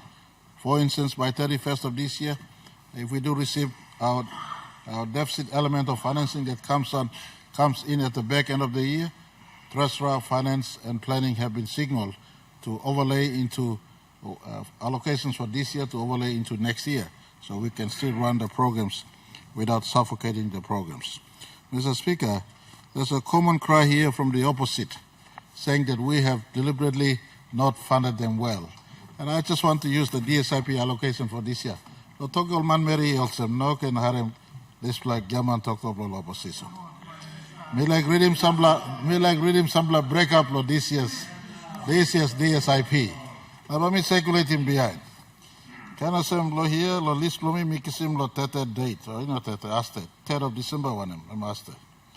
Let me talk also kiriwina good enough and kiss him 9 million DSIP pennies. You got point over the Honorable Prime Minister. Honorable Prime Minister, point over let me go back to one time, all officers, please, and you play checking. Yes, I have the report with me. We play no kiss him 9 million, Mr. Speaker. Report below you, I'm showing 9 million, because I'm playing no receiving 9 million. So please recheck your report. Now talk out the PIP too, please. All right, Mr. Honorable Prime Minister. Mr. Speaker, so let me check him record again. But in any case, by 31st of December, fullest allocation for DSIP belong. Kirwina good enough now. All the members of both sides. But you go yet. One kind of some last year you go, last year before you go, not year before you go. Track record play stop also. Me plus give him full. And so me like giving barely also. Now me like confirm too also. Me talk a lot of people about. Time him talk him 7 million. I mean no gaman him talk through 7 million. So talk 7 million him talk through. I mean like also talk also member belong so here. Blomi yet. So I'm electorate Blomi. I'm kissing only 6 million tasolo this year. Yet. So, Mr. Speaker, no got discrimination on this blah. No got discrimination. Also, so I kiss him 6 million. Some like kiss him 9 million. Some like kiss him 10 million. Some like kiss him 10 million pin established. Minister 1 and 4 million. Online on top of planning or finance are making, but that's the way it is. That's the they got report is stop. But in any case, me like giving barely see local line law, local leaders law country. Also, one kind of some the last few years, we will try our absolute best to ensure all comes through you and you can work through. Carry your program into next year, carry your program into 2026, and hopefully together by the time we retire our medium-term development plan 4, all of us have made some progress in our respective electorates. Now, me like talk law line, haram staff, all stakeholders, all taxpayers, our people. Electorate believe me, our country believe me, a diverse country. Prime Minister, you know, making work at the work. So the way we are distributing resources, it has started during the National Alliance-led government, a good approach, and then the only government he entrenched in this plan, and he may come and give him top-up stuff. There's allocation, I'll call him Kina for Kina, now district infrastructure, provincial infrastructure. Our leaders for the country, me like Toggle say, I mean a free handout too. It's a policy-based, you walk, you target him. EMTV 4 requirements, whether housing, law sukul, or Lickling Road below you, or law and order, as you may talk, something you feel is really necessary to happen in your district. You stand to attract support just like government districts also. So it's based on all of us tailoring, and this is government policy focus. If you know you working or it's not your priority, national government has a discretion to do it from our procurement at the national level. Just like we procured, for instance, crossing bridge from Wara Yellow along Kwara LLG, Nakulon Tindiwa village along the Honorable Member along Yellow Pangia. I'm not working, but national government are working. I'm stable opposition, but I'm more people are working. And so kind of say people are working kind something like you barely see. Suppose some people feel that something really needs to be done but hasn't been honored. You are at full liberty. Does not matter which side of the house you sit. Treasurer is there for you to reach. Finance Minister is there for you to reach, or the Planning Minister, or in any case, any sector minister. On the Kina for Kina sort of approach, the fund we place for land mobilization or land unlocking, SME support, we're revisiting the SME policy and to partner with land unlocking and the state equity fund. So 3 good pool of funds sitting there. We're trying to unbundle it so that our people, especially our people who have own land, who could engage in agriculture business or other businesses, they could get engaged in SME or business to participate in growing the economy. Economy must be grown in the first instance, and I want to also place on record that the last 5 years, going 6 now, since we came into office, we picked up a 79 billion Kina economy that was fledgling. On record, negative 0.3% in recession. 2012 peaked at 2014. 2015, 2016, 2017, 2018, the economy was struggling. The economy was struggling. It was bleeding. We picked the economy up in 2019. We deliberately, and I want members of this House and the country to hear this clearly, we deliberately picked strategic deficit budget as a tool to make intervention to grow the economy. Without knowing COVID-19 will hit us in 2020, we already mapped out that in about 5 years' time, we must go into deficit budgeting. That was our plan. No secret. And I make no bones about this. Today, for instance, Deputy Prime Minister just told all of us the total PIP submission for 2025 was at 22 billion. 22 billion. All of you submitted, including the opposite districts and provinces. 22 billion Kina we all submitted, departments and districts and provinces. Yet the pool of fund we had available, Mr. Speaker, was only 10 billion Kina in the context of separating between recurrent and PIP. The total 28 billion Kina is split. Recurrent picks up almost over 17 billion, and development budget picks a little over 10 billion. So this, with the limitations of resources, sometimes you have to make prudent choices. And I want to ask all of us, as you invest in your districts or in your provinces and partner national government, choose areas of investment that will firstly yield dividend for our economy and improve the lives of the people. So, we like giving barely still over the line. In tough times, we're trying our absolute best. Deficit budget was the strategy we picked, and we're not irresponsible. Some may say, you just, and the Deputy Opposition Leader and the Senate Treasurer said 60 so billion kina, the actual numbers. But if you peg that number against the growth of our economy, that's sized at a 47 or 48% deficit. Mr. Speaker, Dina belum responsible Dina. You look at America today, America is staff finish over 130%. You look at Japan staff under 230% debt to GDP. History blow all go deficit. Kissing money, growing economy blow. The transfer of that growth eventually pass to the people when the country carries in their books that Dina element. You look in Singapore, all of you, don't spend time in your YouTubes and doing unnecessary things. Just go and study all these things and you will see that the world economy, strategic use of deficit budget as a tool can grow the economy. Last 5 years, at a 79 billion Kenya economy, having deficit element in our budget strategy, we were able to now grow the economy to 124 billion Kenya economy. That's 35 billion Kenya more we put on top of the 79 billion Kenya we picked up. So, Mr.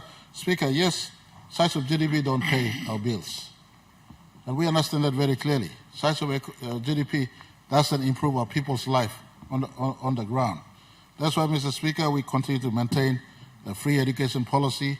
Our own government expanded beyond the only government's free education policy by introducing higher education loan program. Higher education loan program now assists over 35,000 Papua students in the universities and colleges in our country. 2 weeks ago, I was at PAU, sitting as the guest in the graduation. One young student tagged me a note. I looked up and I said, Mr. Prime Minister, I am happy for the higher education loan program. He was a theology student. He would have paid on his own over 30,000 kina. That money was accessed to the program we put in place. So helping students in the school fee and the parents in the school fee alleviation, we've now entrenched the 20,000 non-tax paying threshold, meaning tax calculation starts from 20,000 up. Mr. Speaker, we also now, for the first time, home buyers, we've increased the threshold to 700,000 for non-tax paying threshold. Next year, Mr. Speaker, without preempting what the Treasury might do, I've asked them to model removing 10% of first-time home buyers, 10% GST of first-time home buyers. Those are assistance we're trying to give to our people in tough times we're all living in. So, Mr. Speaker, needless to go on and on. National said the other day, National, by the way, are independent newspapers. They criticize my government just like Postcode they criticize, and they're entitled to criticize. National ran a headline, People's Budget, People's Friendly Budget. Mr. Speaker, you just pick up all the major accounting firms reporting. PricewaterhouseCoopers went like this, gave a headline, light at the end of the tunnel. PricewaterhouseCoopers is not James Marape's accounting firm or friends of James Marape. They're independent. The accounting firms criticize budgets, not just my budgets, but any budgets before us, because it is their responsibility. They do criticize when they need to criticize. So please, leaders, let's not fight. Go back home, pick up those accounting firm reports. PricewaterhouseCoopers, Deloitte, Ernst & Young, they ran their eyes through the budget we handed down. They acknowledge we're in tough times, but they also acknowledge our government trying its best to spread the resources fairly across all sectors and key sectors, including law and order, and try to get job done for our country. And I want to ask all of us, to our friends in the opposite and to our friends on this side, let us all work for the betterment of our country. Something that stares in our face is the lack of reporting by all of us. Section 63 of the Public Finance Management Act requires a report by district administrators, provincial administrators, and the department heads in our national departments to report on the funds received. I will, if I had time, I could have gone through the transfer from Waigani to the districts, to the provinces, and to the sectors. Treasury, planning, and finance have done their part by transferring. Those of us who have received whatever fund it is, put that fund to work. But the least you can do is also report back. That is good governance from the floor up, and not just from the top down. And I want to wish each and every one of you a safe completion of this year. Treasury, finance, and planning will not be at rest. They'll still be at work all the way right through 31st December. If some of your funds come late on in the year, don't squander, don't waste it. You co-opt with the program you're running this year into next year. And we match with next year's allocation. We hopefully together on the 50th anniversary of our nationhood, all of us from districts, provinces, or our departments have made a difference for our country. To my brother, the member for Karukuhiri, Egu Tadina Wari Lasi, I'll look into this matter that you've just raised. Hiri Kwayari, rather. Thank you very much. Mr. Speaker, on this note, I wish you all the very best. Parliament has received quite a, not as high as you wanted in the context of what we have. We gave you something for infrastructure. You have requested 3 months to fix our lift and everything else. I hope the leader of government business in your office synchronize the time in which you would get to work. We'll try to front load some of the fundings earlier so that you work on what you have to do. There's a little bit of allocation for the D wing. If you can start on the D wing and look at how we could progress this. Mr. Speaker, we look forward to supporting Parliament also. And to our friends in Bougainville, I'll be there for December 20, 21, 22. I'll be in Arawa and also right through that place. I want to say that in the context of what we have, we've given a little bit more to Bougainville because we love you all up there, and we want to work with you to make sure. But just like the rest of the country, Bougainville too, you must report on funds received. Like all other provincial government, they must report on funds received. Thank you very much. God bless each and everyone. Merry Christmas. Before me, me entertain this question, me like Toksabel some full speech from Prime Minister. The discussion the budget na belong honorable member belong bulolo by me incorporating the answer. One time the question be now put. Those in favor say aye. Those against say no. The ayes have it. Mr. Clerk.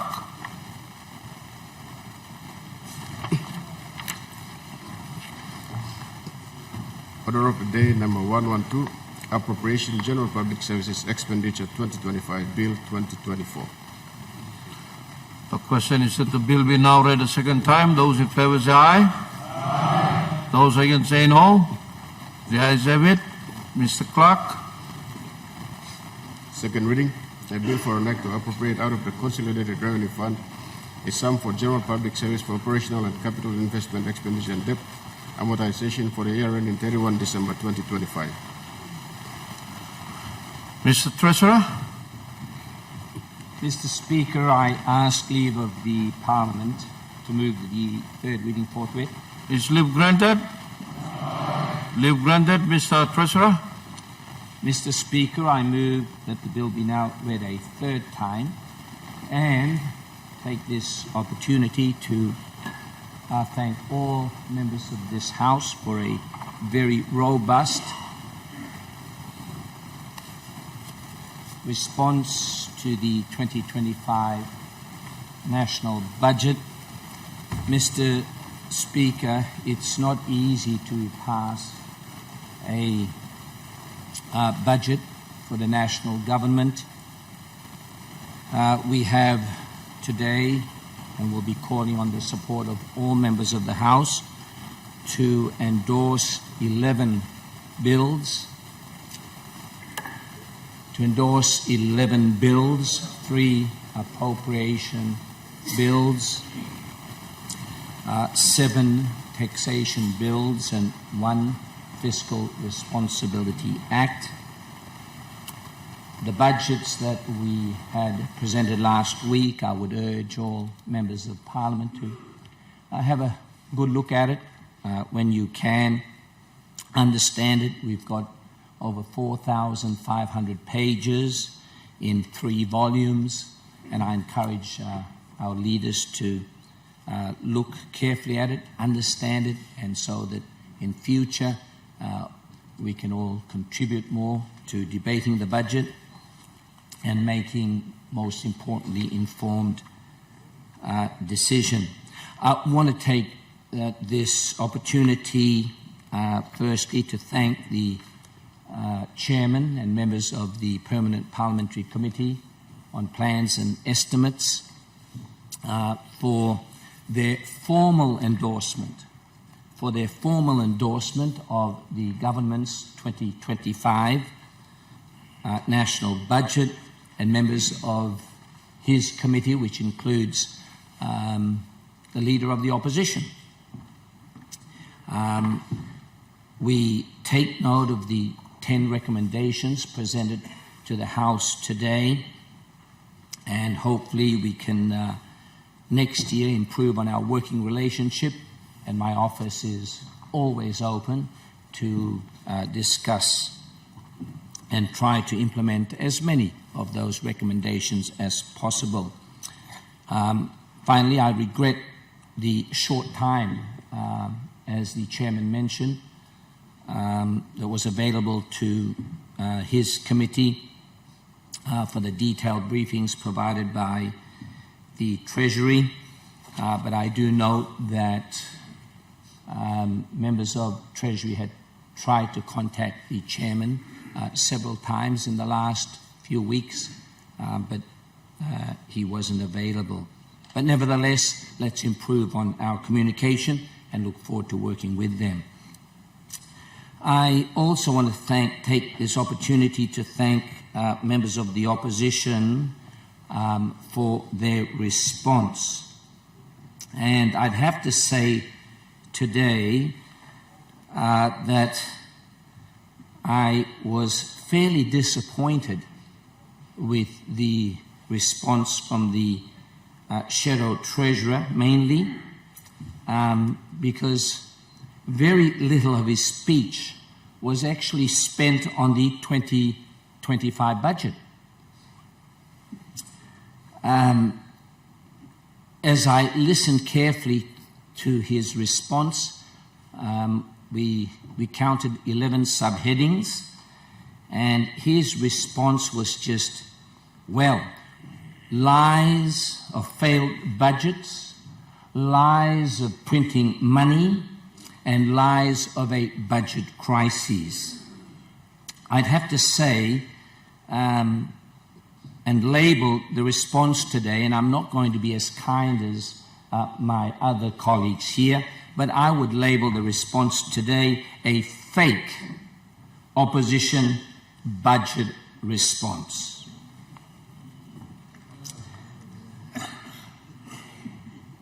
Actually, Mr. Speaker, we are proud of our last 5 years of budget and economic performance. Very proud, Mr. Speaker. GDP growth, or the size of our economy, forecast to grow to $137 billion next year. That's up from $123 billion this year. Per capita GDP, which my good friend, our Shadow Treasurer, mentioned that we didn't mention. Well, let me mention it now, Mr. Speaker. That's growing to 10,150 kina per person in Papua New Guinea, forecast for 2025, up from 9,400 this year. Non-resource real GDP growing to 5.25% next year, up from 4.5% this year. Massive reductions in our levels of deficit, massive increases in the levels of capital investment, inflation under historical averages. But we still need to work harder, much harder, to ensure that we have jobs growth, incomes growth, and to contain the high costs of foodstuffs.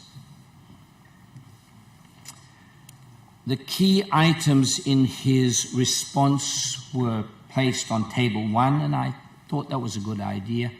It gives us something to discuss in an orderly way.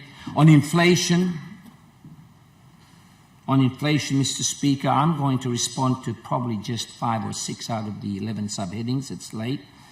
But on inflation, we do agree on this side of the House that we should be concerned and pleased that the official figures show that the growth in prices from 2023 to 2025 has slowed below historical levels of 6 to 7%, but still food prices are 50% higher than they were 10 years ago.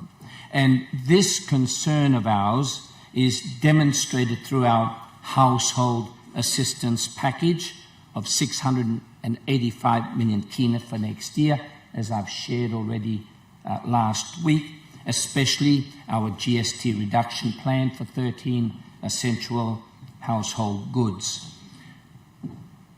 No previous government has had a household assistance package like this, not just for next year, but in the last 4 years, totaling, Mr. Speaker, totaling 2,322 million kina. That's a massive amount of support for the people of Papua New Guinea by Marape Rosso. Yes, we are concerned by inflation. We're talking to the central bank, encouraging them to slow down the rate of depreciation. Our budget repair will have deflationary impacts by taking out about 1 billion kina out of the economy's net demand. That's a reduction of 1 billion on our deficit. Infrastructure investments will lower transport costs. On the Shadow Treasurer's third point on the Bank of Papua New Guinea, let me correct some of the wrong numbers he shared with us today to give assurance to members of this House that we are managing our overdraft facility well. Yes, we have a temporary excess facility, TAF, that's worth 1.5 billion kina, endorsed by the Governor of the Bank, not 2 billion kina as my friend stated. This particular facility, Mr. Speaker, is a vital overdraft facility to help balance the timing of the needs or the need to get key expenditures out early, such as school fees. While we do note that most revenues, as I've said before, comes in the second half of the year. But more critically, our TAF must be repaid in full by the end of the year, and we've been able to fully repay this in the last 4 years. This is not printing money. When you print money, you do not have to repay money. But the TAF has to be repaid every year. Just another lie to undermine public confidence in some of the great work Marape Rosso is doing. Whilst on the topic of printing money, this only occurred under the slack arrangement of the other guy, as confirmed by the Independent Advisory Group on Central Bank Changes. On his fourth subheading, debt burden in 2024, IMF made very, very clear that the Marape Rosso government inherited a debt level of 34 billion kina, and 40 billion kina if we include the massive unpaid arrears, which this morning Governor Bird had mentioned was not included. Let me correct him. It has been included. So all of this means that the starting point of my friend across the aisle in his analysis is incorrect.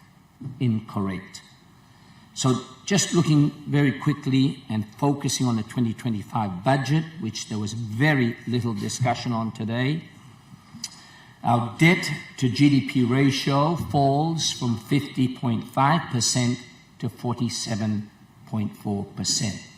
We have a 13-year plan to return to surplus by 2027. That's a target date. We're confident we're going to reach that target date for the simple reason that we have not included, or the assumptions in our plan, we do not include revenue from any new resource projects until there is an announcement for final investment decision, consistent with international accounting practices. And after 2027, the option for repaying all debt by 2034. Mr. Speaker, this is not, and I quote the Shadow Treasurer, an insatiable appetite for debt. No way. This is just another step in a clear plan to get rid of debt, which no other government had a plan to do so. And I also want to clarify this morning comments from my friend, the Governor for East Sepik. I noted that he mentioned that 2034 was a long time to wait to get rid of debt. Well, is it? Let's compare it to industry practice. 2034 is 10 years away.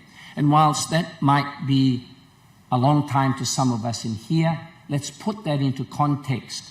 10 years to get rid of all debt by all governments, by all political parties accumulated in the last 49 years.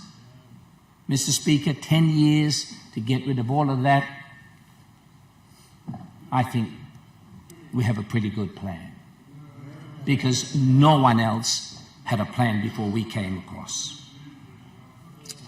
On item 6 of the Shadow Treasurer's comments on GDP growth, I'd like to encourage the Honourable Member to come across to Treasury and have some training on the definitions of real growth rates and nominal growth rates. The latter, of course, includes inflation. That way, if we can agree on the definition, we don't need to waste the House time arguing over the differences. And if we use his weird, I'll call it weird, formula on debt and GDP growth and focusing on the 2025 budget, well, let's have a look at it. In 2025 budget, 2.9 billion kina in extra debt, leading to an extra 14 billion growth in GDP. What's all of this mean? That's a payoff rate of nearly 5 times on his own measurement. Not a bad payoff ratio, if you believe his methodology. Mr. Speaker, it's late. I'll start winding down. On item 8 of his response today, liquidity crisis, more sensationalistic headlines, I'd have to say. As set out in my EFO, the greatest expenditure pressures in the 2024 budget is increased funding for wages of our very hard-working teachers and health workers. How is this, and I quote the Shadow Treasurer, parochial interests and pork barrelling politics? Mr. Speaker, we are managing the 2024 budget. Better implementation by mid-year of 42%, compared to only 37%, the highest rate in 2018. On tax breaks, Mr. Speaker, the opposition today, surprisingly and shockingly, has clearly made the point that they consider the GST reductions for families are pointless. We, on this side of the House, totally disagree. Let the opposition go to the 2027 elections saying they will continue opposing GST reductions, and let's compare the results. Selective warranting, Mr. Speaker, selective warranting. Much has been said about selective warranting. We call it strategic warranting. That's the point of difference. In law and justice, we have warranted 93.7% as at 26th of November, less than a week ago, of their full operating budgets to make sure we have funds for security. That's strategic warranting, Mr. Speaker. On education, we have warranted 96.3% of their operating budget. Selective warranting. Strategic warranting, you take your pick, as of 26th of November. In provinces, we have warranted 91.6% of their operating, so getting funds down to our districts and rural areas. On capital, we have warranted 77.1% of our capital budget overall, of which 80% of these warrants have been expended. So, Mr. Speaker, that's the results of strategic warranting. And to wind down, Mr. Speaker, to wind down my response today, the member for Arbau had asked a question and wanted a response and a comment on the roller of funds in the Arbau district. Not too sure what was the specific question, but if it was in relation or his concerns that any funds that we've released might be taken back, no, I can assure him and other members of this House, there is no intention to do that. Our record in the last 5 years are clear. All funds released to you will remain in your district accounts, but I would also note that as I stand here, all funds in the districts, DSIP, PSIP, district infrastructure funds, Kina for Kina, total around 1.4 billion sitting now in our accounts. So I urge all of our members to try and implement a little bit faster. And to conclude, Mr. Speaker, it would not be a complete final budget response without responding to my favourite guy. Mr. Speaker, in correcting and clarifying some of the responses today, there appear to be some very confusing, contradictory statements that came out from the member for Yalabupangia. We heard him say this morning, and I'd have to say, Mr. Speaker, I thank him for finally acknowledging the great work we're doing with managing the economy. Why do I say that? We all heard him. He said economic fundamentals are sound. Thank you, brother. But then, in the same breath, Mr. Speaker, we also heard him say that they have the audacity to say that all is well. What he was saying is that the economic fundamentals are not sound. So whilst he may have confused himself, I ask all members of the House on both sides not to be confused and to keep to the budget speech that we had provided to you. And winding down, I also heard him say that there were no plans to deal with inflation. Mr. Speaker, in our budget speech, we made it very clear. Just now I made it very clear. $685 million for next year. Over the last 4 years, $2,322 million that we've pumped into helping Papua New Guineans. So I don't know why he made that plan. So I'm wondering, what did you give when you were in government? Well, I guess you gave Kiao. Kiao for the former PM. So, Mr. Speaker, finally, Mr. Speaker, I also heard that he said there was no FDI, foreign direct investment, in the last 5 years. I won't go into details. I think the Minister for International Trade summed it up very, very well. And I think from everything that I heard, it was a really great response, and it showed clearly that FDI ikapsite now. Ikapsite long member for Yalibu Pangia. So, Mr. Speaker, on that note, I want to ask all members of the government, all members of the House, to support this budget, and together we've noted down some of the concerning comments that were made here, especially with road projects.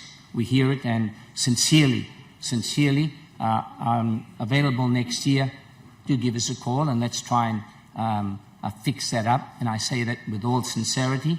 And with that, Mr. Speaker, can I now commend this budget to the House? Thank you.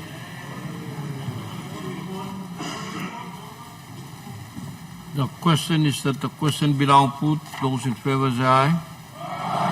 Those against say no. The ayes have it. The question is that the bill be now read a third time. Those in favour say aye. Those against say no. The ayes have it. Mr. Clerk. Third reading.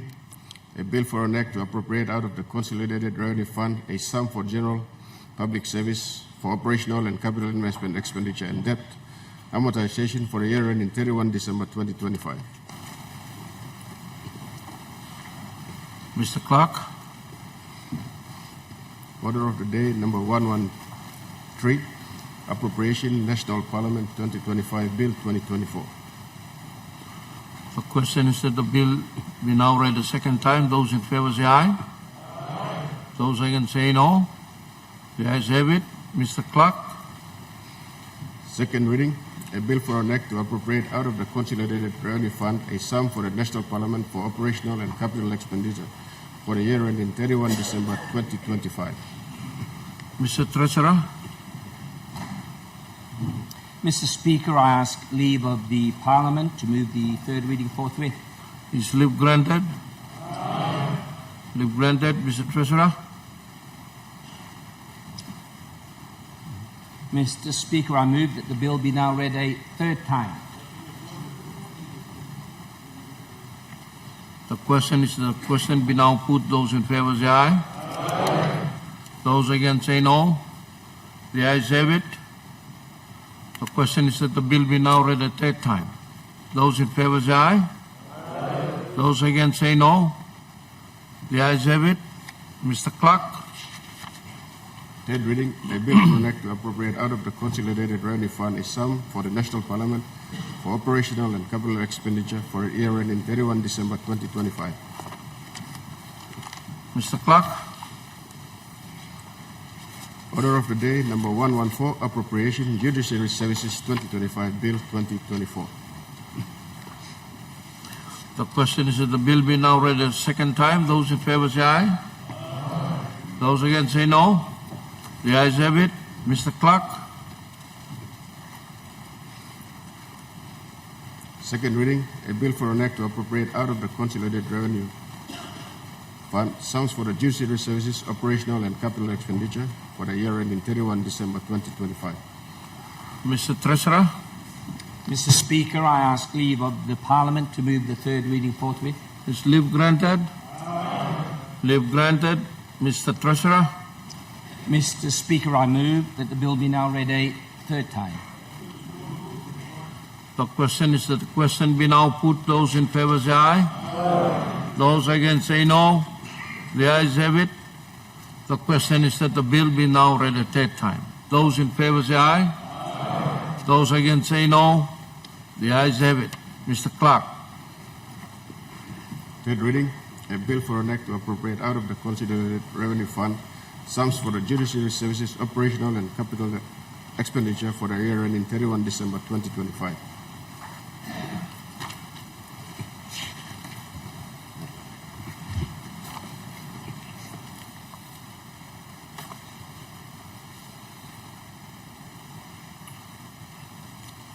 Mr. Clerk.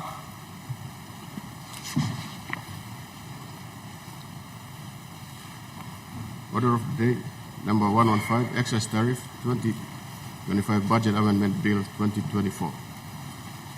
The question is that the bill be now read a second time. Those in favor say aye. Those against say no.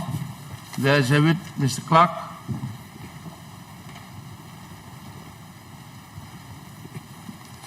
Second reading, a bill for an act to amend Excise Tariff Act Chapter 107. Honorable members, I have to announce that I have received a message from His Excellency the Governor General dated 29 November 2024, recommending the imposition of taxation in accordance with Section 210 of the Constitution insofar as the bill relates to and approves of such imposition. Minister Treasurer. Mr. Speaker, I ask leave of the Parliament to move the third reading forthwith. Is leave granted? Leave granted. Mr. Treasurer. Mr. Speaker, I move that the bill be now read a third time. The question is that the question be now put. Those in favor say aye. Those against say no. The ayes have it. Mr. Clerk. Third reading, a bill for an act to amend Excise Tariff Act Chapter 107. Mr. Clerk. Order of the day, number 116, Goods and Services 2025 Budget Amendment Bill 2024. The question is that the bill be now read a second time. Those in favor say aye. Those against say no. The ayes have it. Mr. Clerk. Second reading, a bill for an act to amend the Goods and Services Act 2003. Honorable members, I have to announce that I have received a message from His Excellency the Governor General dated 29 November 2024, recommending the imposition of taxation in accordance with Section 210 of the Constitution insofar as the bill relates to and approved for such imposition. Mr. Treasurer. Mr. Speaker, I ask leave of the Parliament to move the third reading forthwith. Is leave granted? Leave granted. Mr. Treasurer. Mr. Speaker, I move that the bill be now read a third time. The question is that the question be now put. Those in favor say aye. Those against say no. The ayes have it. Mr. Clerk. Third reading, a bill for an act to amend the Goods and Services Act 2003. The question is that the bill be now read a second time. Those in favor say aye. Sorry, Mr. Clerk. Order of the day, number 117, Income Tax 2025 Budget Amendment Bill 2024. The question is that the bill be now read a second time. Those in favor say aye. Those against say no. The ayes have it. Mr. Clerk. Second reading, a bill for an act to amend the Income Tax Act 1959 and for related purposes. Honorable members, I have to announce that I have received a message from His Excellency the Governor General dated 29 November 2024, recommending the imposition of taxation in accordance with Section 210 of the Constitution insofar as the bill relates to and approved for such imposition. Mr. Treasurer. Mr. Speaker, I ask leave of the Parliament to move the third reading forthwith. Is leave granted? Leave granted, Mr. Treasurer. Mr. Speaker, I move that the bill be now read a third time. The question is not the question be now put. Those in favor say aye. The question is now, is that the bill be now read a third time. Those in favor say aye. Those against say no. The ayes have it. Mr. Clerk. Third reading, a bill for an act to amend the Income Tax Act 1959 and for related purposes.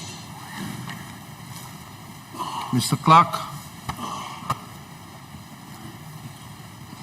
Order of the day, number 118, Income Tax, Salary or Wages Tax Rates, 2025 Budget Amendment Bill 2024. The question is that the bill be now read a second time. Those in favor say aye. Those against say no. The ayes have it. Mr. Clerk. Second reading, a bill for an act to amend the Income Tax, Salary or Wages Tax Rates Act 1979. Honourable members, I have to announce that I have received a message from His Excellency the Governor General dated 29 November 2024, recommending the imposition of taxation in accordance with Section 210 of the Constitution, insofar as the bill relates to and approve for such imposition. Mr. Treasurer. Mr. Speaker, I ask leave of the Parliament to move the third reading forthwith. Is leave granted? Leave granted. Mr. Treasurer. Mr. Speaker, I move that the bill be now read a third time. The question is that the bill be now read a third time. Those in favor say aye. Those against say no. The ayes have it. Mr. Clerk. Third reading, a bill for an act to amend the Income Tax, Salary or Wages Tax Rates Act 1979. Mr. Clerk. Order of the day, number 119, Income Tax, Dividend Withholding Tax and Interest Withholding Tax Rates, 2025 Budget Amendment Bill 2024. The question is that the bill be now read a second time. Those in favor say aye. Those against say no. The ayes have it. Mr. Clerk. Second reading, a bill for an act to amend the Income Tax, Dividend Withholding Tax and Interest Withholding Tax Rates, Chapter 111. Honourable members, I have to announce that I have received a message from His Excellency the Governor General dated 29 November 2024, recommending the imposition of taxation in accordance with Section 210 of the Constitution, insofar as the bill relates to and approve for such imposition. Mr. Treasurer. Mr. Speaker, I ask leave of the Parliament to move the third reading forthwith. Is leave granted? Leave granted. Mr. Treasurer. Mr. Speaker, I move that the bill be now read a third time.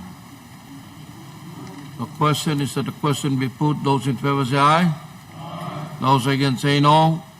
The ayes have it. The question is the bill be now read a third time. Those in favor say aye. Those against say no.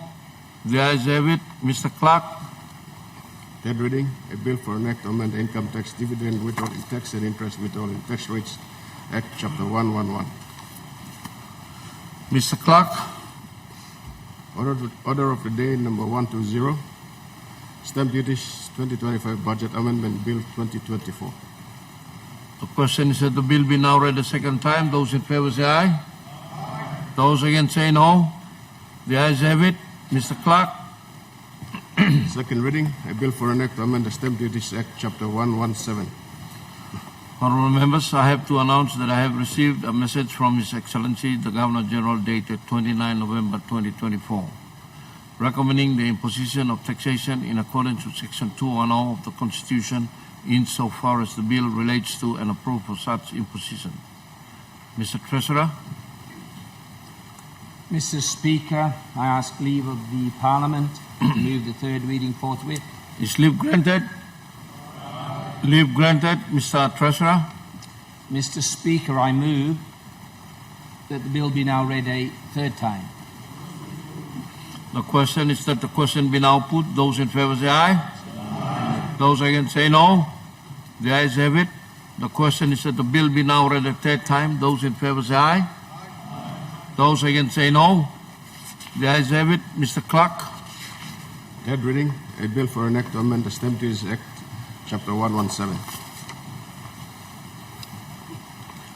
Mr. Clerk, Order of the day, number 121, Papua New Guinea Fiscal Responsibility Amendment Bill 2024. the question is that the bill be now read a second time. Those in favor say aye. Those against say no. The ayes have it. Mr. Clerk, Second reading, a bill for an act to amend the Papua New Guinea Fiscal Responsibility Act 2006. Minister for Treasury. Mr. Speaker, I ask leave of the Parliament to move the third reading forthwith. Is leave granted? Leave granted. Mr. Minister for Treasury. Mr. Speaker, I move that the bill be now read a third time. The question is the question be now put. Those in favor say aye. Those against say no. The ayes have it. The question is the bill be now read a third time. Those in favor say aye. Those against say no.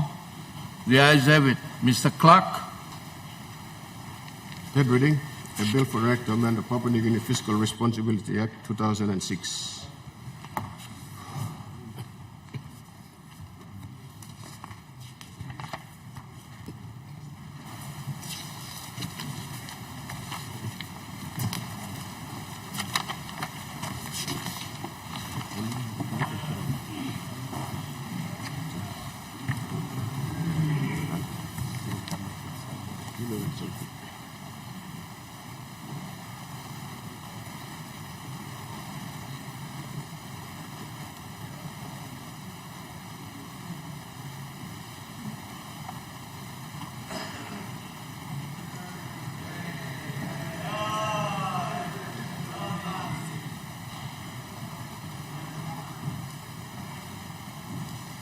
All honorable members, before me sing out long, leader of government business, me just like making one the look sabe.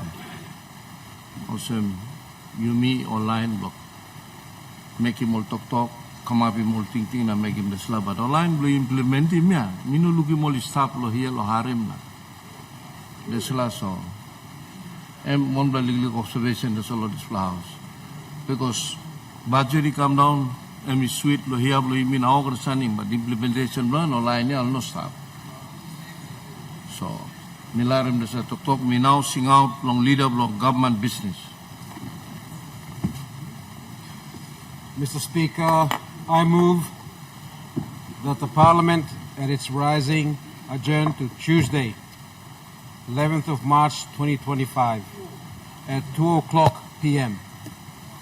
The question is that the motion be agreed to. Those in favor say aye.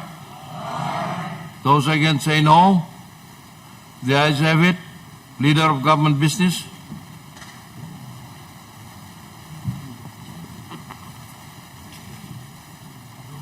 Mr. Speaker, I do now adjourn Parliament to 11th March 2025 at 2:00 p.m. The question is that the motion or the question is that the Parliament be adjourned to 11 March 2025 at 2:00 p.m. Those in favor say aye. Those against say no. The ayes have it.